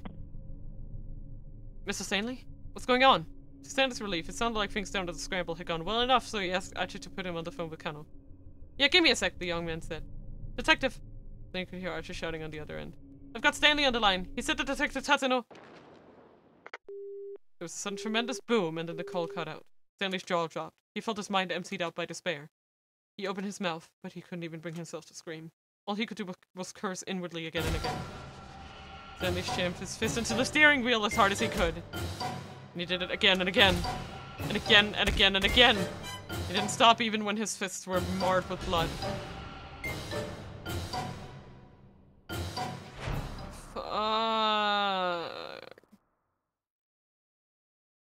Call cut short.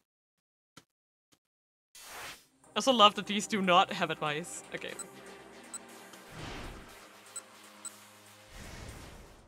Okay.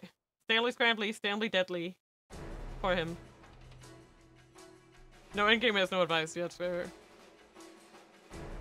Yeah, find some way to stall. We're gonna stall. You know everything you should. Figure it out. Yeah. Find some way to stall until I get there. If she realizes we're onto her, you're done for. Tatsuno hung up without saying anything. That's what we're gonna do now.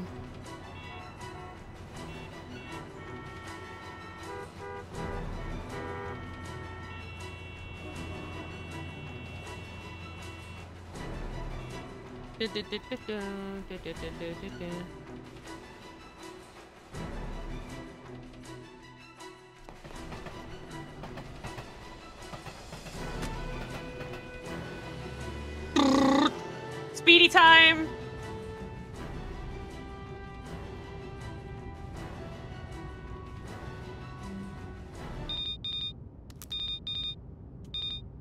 Okay.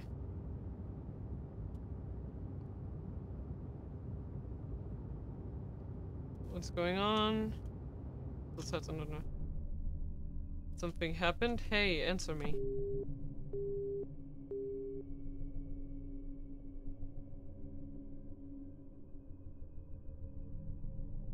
Yeah, I'm gonna try to jump to Achi. Oh, fuck. I did that again. Sorry. That was a mistake. No, I can't jump to Achi. Okay.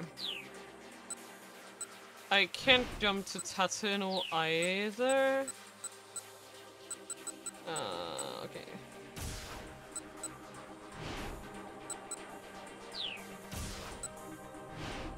This one we've already done. Okay.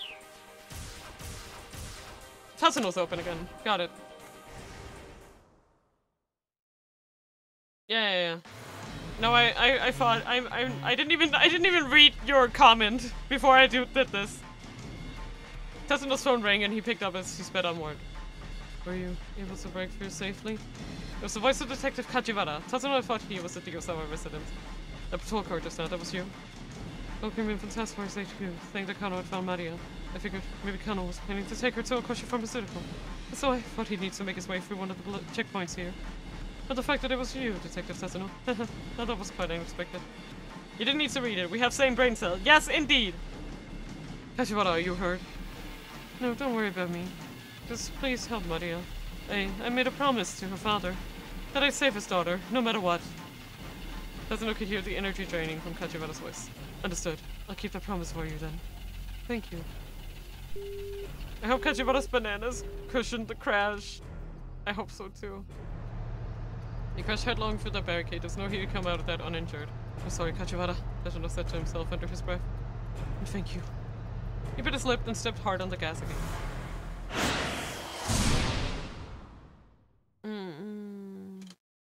Oh, did I miss this? Okay, so now... Where is he? I'm just blind, sorry. Now? Yeah! Okay. I got it. I big brain. I big brain potato. Ring. Ring. Ring. Once they made it past Shibuya Station, the roads were relatively clear. They ought to make it to the lab in no time. The phone rang again. It was Stanley. What's going on? He asked the American. Listen carefully. Your life may depend on it. I'm going to ask you some questions. If the answer is yes, say, that's right. If it's no, reply with will do. For a moment, Tatsuno was bewildered. From the urgency in Stanley's voice, however, he realized that there was some kind of emergency. That's right, he said after a moment's thought. That ought to let Stanley know he understood the code. Is Kanan with you right now? That's right. That Kanan is an imposter. Tatsuno gripped his phone more tightly, hoping it would stop the trembling in his hand. It's her, Stanley said. She's Alfred. The detective has to stifle a gasp of alarm. I don't have time to fill you in on the details, but I've got some pretty incontrovertible evidence. You need to turn back now. Tatsuno struggled to come to terms with what he just heard. He glanced at Kanan through the rearview mirror. She was holding Maria tightly in her arms. Was this really all an act on her part? And if so, why? Why? There's only one possible reason. If Kanan really was Alfred, and she had only one goal, she was pretending to help Maria in order to get into the lab, where she would be able to steal the antiviral. Yeah, she's so— oh my god, like it's totally believable. But wait, hold on. Kana was Maria's friend, wasn't she? He told me had said as much herself. Kanan is my sister's friend. Maria certainly knew what her own friend looked like, and since it was obvious that Maria might be present, it didn't make sense for a clever imposter to pretend to be Kanan. Or did it? When Kanan showed up on the roof of South Hill, making her surprise attack on Tatsuno, Maria had taken down the staircase without ever looking back. And when she turned up at the Endo electronics workroom, Maria had already collapsed and fallen unconscious. Tatsuno felt a chill spreading throughout his body. As far as he knew, Maria had never actually seen the girl who was now sitting in the back seat. But then what about Hitomi? Shouldn't she have known what Kanan looked like? Tatsuno tried to remember just what Hitomi had said. Kanan is my sister's friend. I just met her for the first time today. If they'd never met each other before today, then maybe Hitomi didn't know what the real Kanan looked like. That's the only explanation that made sense. Yeah! Oh, boy! Hey, Tatsuno, are you still with me? Stanley sounded like he was on the verge of panic. At any rate, you need to find a way to turn back without her realizing what's going on. Even if Kanon really was Alfred, Tatsuno had to keep heading toward that lab. He went over the coded responses in his head. Yes, was that right? No, what will do. Will do, he said. Saving Maria is your top priority, isn't it? That's right, Tatsuno affirmed. Alright then. I guess I'll have to head that way myself. In the meantime, do not let her inside that lab. That's right. Tatsuno hung up. Who was that? Kanon asked. Tatsuno felt his heart skip a beat. That was Kusei, that cop from earlier. He tried to keep his voice as level as possible. He was worried about us and wanted to check up. Oh, okay, Kanon muttered, sounded disinterested. Tatsuno could only hope she hadn't guessed the truth. It felt like the spectre of death himself was breathing down his neck. Oh my god, Maria! We need to survey her. At last, the minivan arrived at Okoshi Pharmaceutical. Bro. Tatsuno pulled up at the front gate and got out of the vehicle. I'm in so much pain. Off to one side of the entrance was an intercom for contacting the security room. I'm assuming you've already heard the details from the director. Tatsuno barked into the intercom. Open up. We haven't heard anything from Director Osawa, the security guard spat back. Moreover, the laboratory is currently on lockdown. I'm sorry, but not even Director Osawa is allowed inside. That's ridiculous. Tatsuno scowled at the intercom in frustration. Then a car came racing towards him along the street.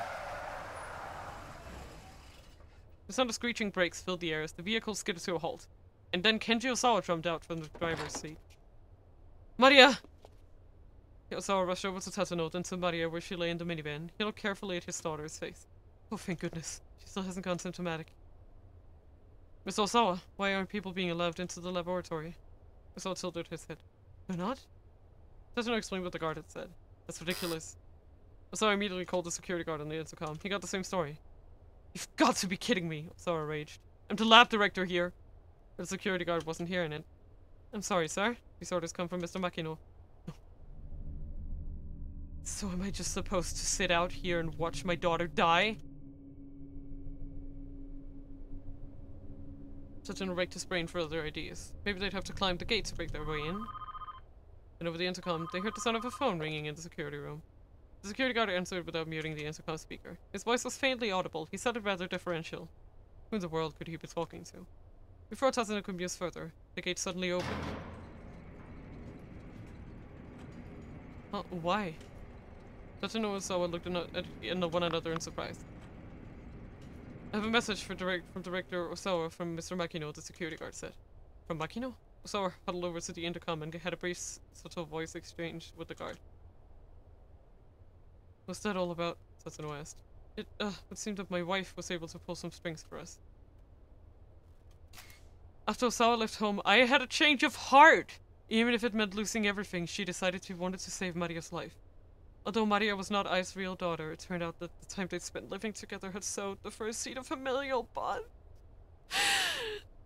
Ooh, man! My kokoro! It's funny when you think back to how Osawa and Minoru got detained after trying to get into that lab. Yeah, it was Ai. It was Ai's change of heart. Osawa smiled uncomfortably. Tatsuno didn't have the time to wonder what that might mean. Has the lock been opened for us as well? He asked. A smile disappeared from Osawa's face. No. She wasn't able to do anything about the final layer of security. I see. Well, let's regroup inside for now. Very well, Osawa said. By the way, who's going to be hacking the password? I am, Kanon replied. Oh, so you're Kanon. We should get you to the laboratory then. Osawa began to lead the way inside. Kanon followed. If Kanon really was Alfred, Tatsuno couldn't let her into that lab, but without getting that log open, there was no way of getting Maria to the antiviral she needed to survive. What was the right call? Should he still pretend to be in the dark and let Kanon try to hack the password? I think stopping her here is... That's blow the cover. It's too risky. It might... She also said it might take time to break the code. We will still have time even after she gets in. That's my hope. He's gonna have to let her into the lab. Tatsuno had made up his mind. Wait, really? But how do we stall? I don't know. Is something the matter? So I asked warily. No, it's nothing. Then if you would be so kind. So led the way. Kanan and Okay. Kanan and Satsuno followed him toward the storage facility. I mean, unless you're saying that she'll like set off a bomb there or something? It took about 20 seconds for the elevator to reach the first basement level. Yeah. The biohazard storage area was evidently fairly deep underground. The doors opened to reveal a long, straight corridor.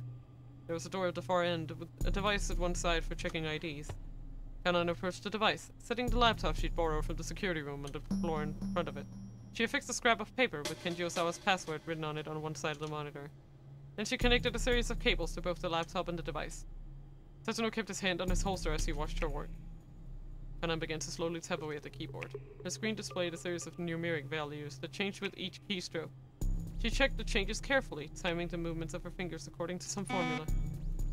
The device let out a warning sign, sounded the display lit up. Incorrect password. The input had been rejected. Is this really gonna work? Tatsuno felt his impatience growing. Osawa's face showed a similar unease. Kanan turned to look at them. How many failed attempts are we allowed? 2, I believe, Osawa answered.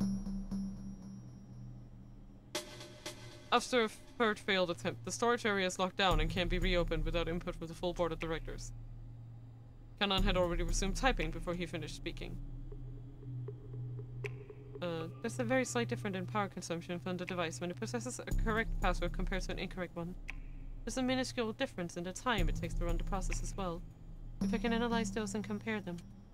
Kanan's voice trailed off, she continued working. There was another warning sound. A second failed attempt. A single bead of sweat ran down Tatsuno's forehead. Yeah, but Kanan didn't sound so much as bat an eyelash. I see. Her face remained full of confidence. It won't be a problem, she assured them. This is my first time with this type of mechanism. Slowly, one at a time, Kanan pressed the key after key while keeping her eyes on the laptop screen, which each keystroke, a waveform at the top of the screen, looking almost like an echocardiogram readout, wobbled slightly. The laptop let out a tiny sound. A sequence of 10 characters appeared on the screen, and Kanan read them off. Tatsuno jotted them down in his notebook, then headed over to the scanner to enter the twin passwords for Osawa and Tanaka. What? The door opened. Kanan let out a sigh of relief. Osawa gathered up Maria and headed into the storage area.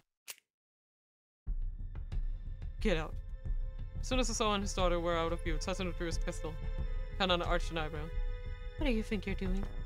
Just get out of here. Tatsuno pointed the barrel of his gun at Kanan's face. Silently she did as she was told, turning and walking toward the elevator. He followed a few paces behind. She gave no hint of resistance.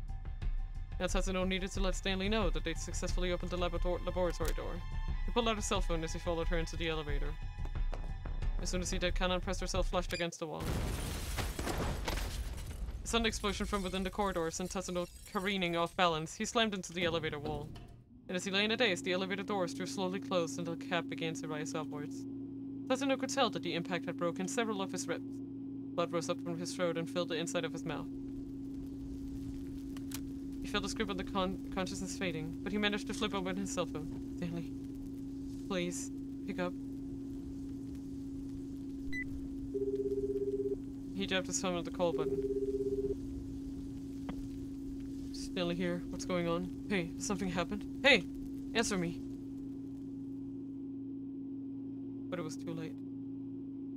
For Tatsuno even to hear Stanley's voice. And that's the call. Yeah. A wordless warning. Okay. Well, I guess I'm just gonna have to try and stop her at the entrance first.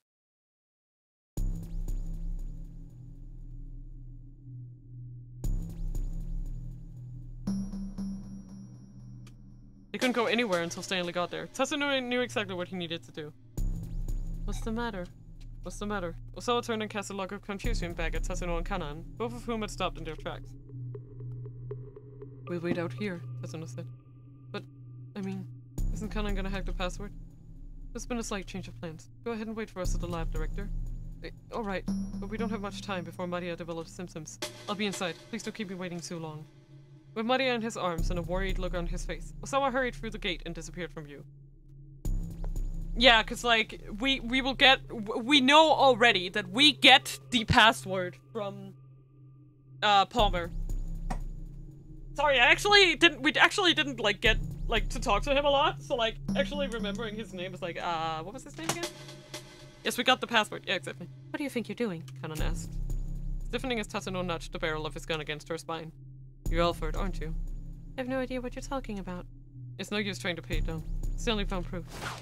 Before he finished speaking, Kanon seemed to disappear from view.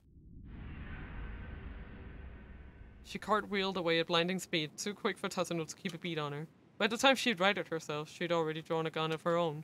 Abruptly, he found herself facing her in a stare-down, weapons aimed at one another. And Kanon's phone rang, and she reached to answer it. Don't move! Tatsuno roared. Did you forget the plan? That might be Hitomi calling. I don't care, don't you move! If Kanon really was Alfred, the whole plan might be a sham. Tatsuno kept the barrel of his gun squarely on its mark. Kanon let out a little sigh. Have you considered that Stanley might be lying to you? Yes, it's possible, but I need to make sure we avoid a worst-case scenario. If you don't let me into the lab, who's gonna hack the password?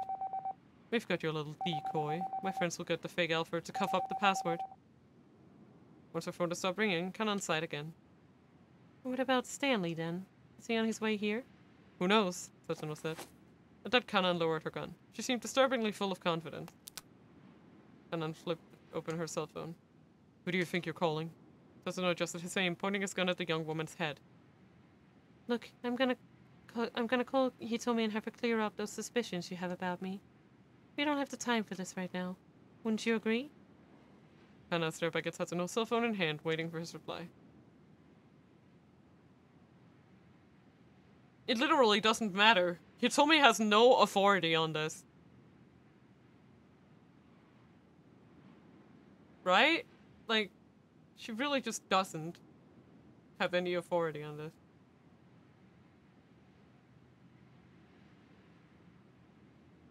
Yeah. Like, Hitomi is not an authority on this problem. Well, I think it's A. I think it's A. Like, it literally doesn't matter what Hitomi says. Oh, really? Stop. This is the sort of nonsense we don't have time for. Okay. Stop. This is the sort of nonsense we don't have time for right now. Kanon shook her head and put her phone away. Oh, I guess we are deliberately hiding that from her. That makes sense. If you're really Alfred, then you don't actually need to hack the password, Tatsuno said. I'm guessing you've already gotten it from Tanaka. Which means you'll be able to get your hands on the antiviral as soon as you get into that lab. Kanon didn't so much as flinch. Yeah, no, it makes sense. The only thing stopping you is the antiviral still in Hitomi Osawa's body. Possessing the antiviral and having a monopoly on it are two very different things. You want to eliminate Hitomi. That's why you lured her down to the scramble. Am I wrong? If that's true, then how am I planning to get rid of her? Getting rid of her? Using the so-called substitute Alfred or something? Yes, that's right. Wait, he didn't have a suicide bomb on him. She planted it on him without his knowledge. Wait, no, that makes so much more sense. Yes, that's right. Tatsuno couldn't be certain. That makes so much more sense. But he couldn't think of any other way. Kanon let out a laugh. You don't know the first thing about Alfred, she said. Alfred keeps the outlines of his plans blurred so that his deliberate actions just get lumped in with the coincidences. That's the crux of all his plans. That's how he's able to pull off his schemes by himself. He'd never solicit help from a third party. The words seemed like they were Kanon's, but also seemed like they were Alfred's. With his gun still at the ready, Tatsuno got out his phone and called Kano. The young detective was quick to pick up. Detective Tatsuno, what's going on? You need to get Hitomi Osawa to safety immediately. Alfred isn't trying to get at her blood. He wants her eliminated. What? Hurry! Yes, sir! Once he'd gotten Kano's confirmation, Tatsuno hung up. There's Kano, okay. Palmer was never into suicide mission. Look at his reactions and the fact that Kano could use his will not to die to get info. Exactly. And now your little plan has been foiled, Tatsuno said. Kanon snorted. Listen now. If I really am Alfred, then all I need to do is eliminate you here and head right on into that lab. Even without her gun raised, she still radiated intimidation. Tatsuno might have had her at gunpoint, but he could feel the threat of her presence like a gathering storm. Eliminate me, he said, doing his best to mask any sign of weakness. You're the one who doesn't have your gun ready. I don't need my gun, Kanan said simply. Why's that? because you can't shoot me. What's that supposed to mean? Kanan glared sharply at Tatsuno. Her look pierced him like a blade. Then she quirked an unsettling smile and took a step closer to him. Don't move, he warned. Tatsuno said.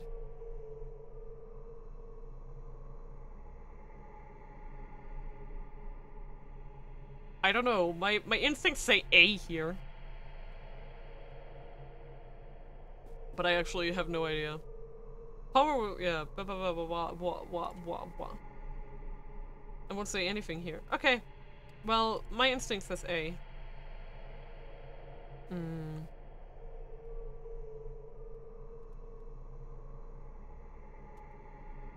Try anything funny and I'll make sure you regret it. The kid was gun trained on the center of the chest. You can't shoot me. Hannah took another step closer. You're still traumatized from that time you let your friend's wife die. How do you know about that? Tatsuno was shaking now, his aim wavering. I heard you talking with the younger detective up on that rooftop. That was right, she had been there. That sets my theory out. Kanan pointed her index finger at her own art. If you think I'm Alfred, then shoot me right here. Huh? The corner of her mouth twisted up. You can't do it, can you? Tatsuno's gun hand shook all the more. You're afraid to pull the trigger. It's as if her words were a spell that she was casting over him. You can hardly even stand the thought of pointing your gun at someone. Kotsune's final moments flashed through Tatsuno's mind. If he hadn't fired back then, maybe Kotsune would still be alive. Your friend's entire life was changed because of you. Why hadn't he tried to talk the culprit down? He knew the reason why. Because he loved Kotsune. He still loved her even after she'd become Daisuke's wife. His desire to be the one who saved her had warped his sense of judgment when things had come down to the wire. Tatsuno, do you not enjoy being with me? There was a forlorn look on Kotsune's face. It wasn't that he didn't enjoy being with her. Her very presence soothed him. But the more serious their relationship had grown, the more it tore at Tatsuno's heart. The truth was that he didn't really know what happiness was, and so he was incapable of making someone else happy. If it were possible, he'd want Kotsune to be smiling always, and it meant her being with someone other than him.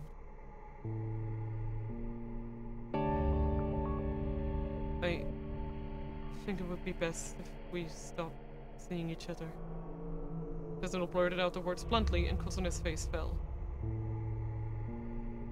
He hadn't broken up with her because of any lack of feeling for her. Rather, the impulse had actually sprung out of his pursuit of human warmth, and his growing fear of losing it. He'd just been so uneasy. More than anything, he'd been afraid that he wanted too much love and affection from Kotsune. Damn.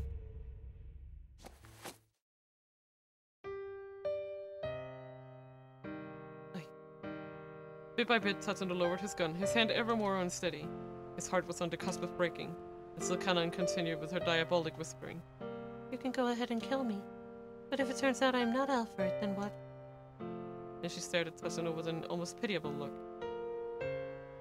You'll have once more done something that you can never undo. Something I can never undo. Tatsuno repeated the words dully, feeling himself forced into a trance. That's right. Did you ever accept that? No, I couldn't. Couldn't make the same mistake. His whole body felt like it might fall apart. He wanted to drop to the ground and curl up in a ball like a child. And that's why you can't shoot anyone. I can't shoot anyone. As Tatsuno muttered the words, Kano's face appeared in the back of his mind.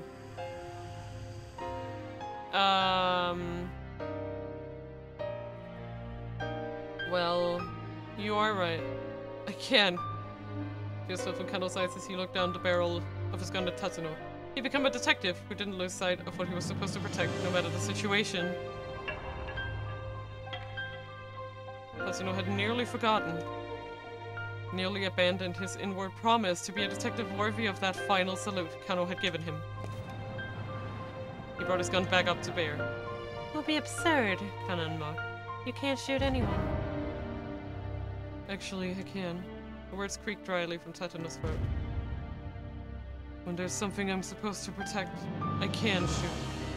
The memory of Kano weeping but taking aim had given him the resolve he needed to face down an opponent who ought to have terrified him.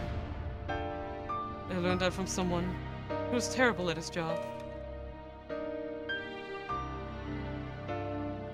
Kanan's eyes went cold. Immediately she lifted up her gun again. Once more, their eyes locked, sparks of hostility cracking between them. But almost immediately, Tatsuno could sense the difference in skill between his opponent and himself. The young woman radiated a deadly aura. The force of her stare was like a knife pressed to his throat. She had borne witness to carnage and bloodshed, the likes of which he couldn't even imagine. Blah. He couldn't win this. She would kill him, guaranteed. Tatsuno braced himself for death, never taking his eyes off of Kanan's. If nothing else, he needed to buy time for Kano to get that password. But could he do that, given the opponent he faced? Yes! Somehow he would do it. As a detective. As a man. Even if he had to give his own life to succeed.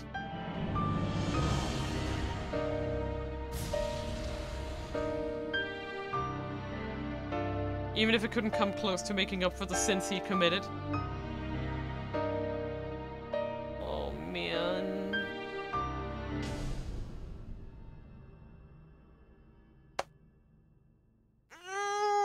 That felt so good. But yeah, you are right. We are already pushing 4 hours. Jesus Christ. Oh my god. I think... Yeah, I was about to say, I think this is actually a pretty nice ending point. We're gonna have to get back to this next week. I'm gonna do my best to not forget everything sweating. This is amazing. I fucking love it. Jesus Christ. I am hooked. I am bruh. Woo! Sorry. There's not a lot of plot points. Yeah, it'll be fine, and we can just start extra content and stuff. I did get some endings. So the title isn't a lie. I think we'll play this game, I think before the anniversary. Yeah, I think we'll play it on maybe Monday. I'm not 100, but let's say Monday. Let's say Monday for now. And then we'll at least finish it off, I think. So yeah, thank you guys so much for being here. I hope you will show up for my anniversary next week. It's gonna be a lot of fun. I think that we are going to raid...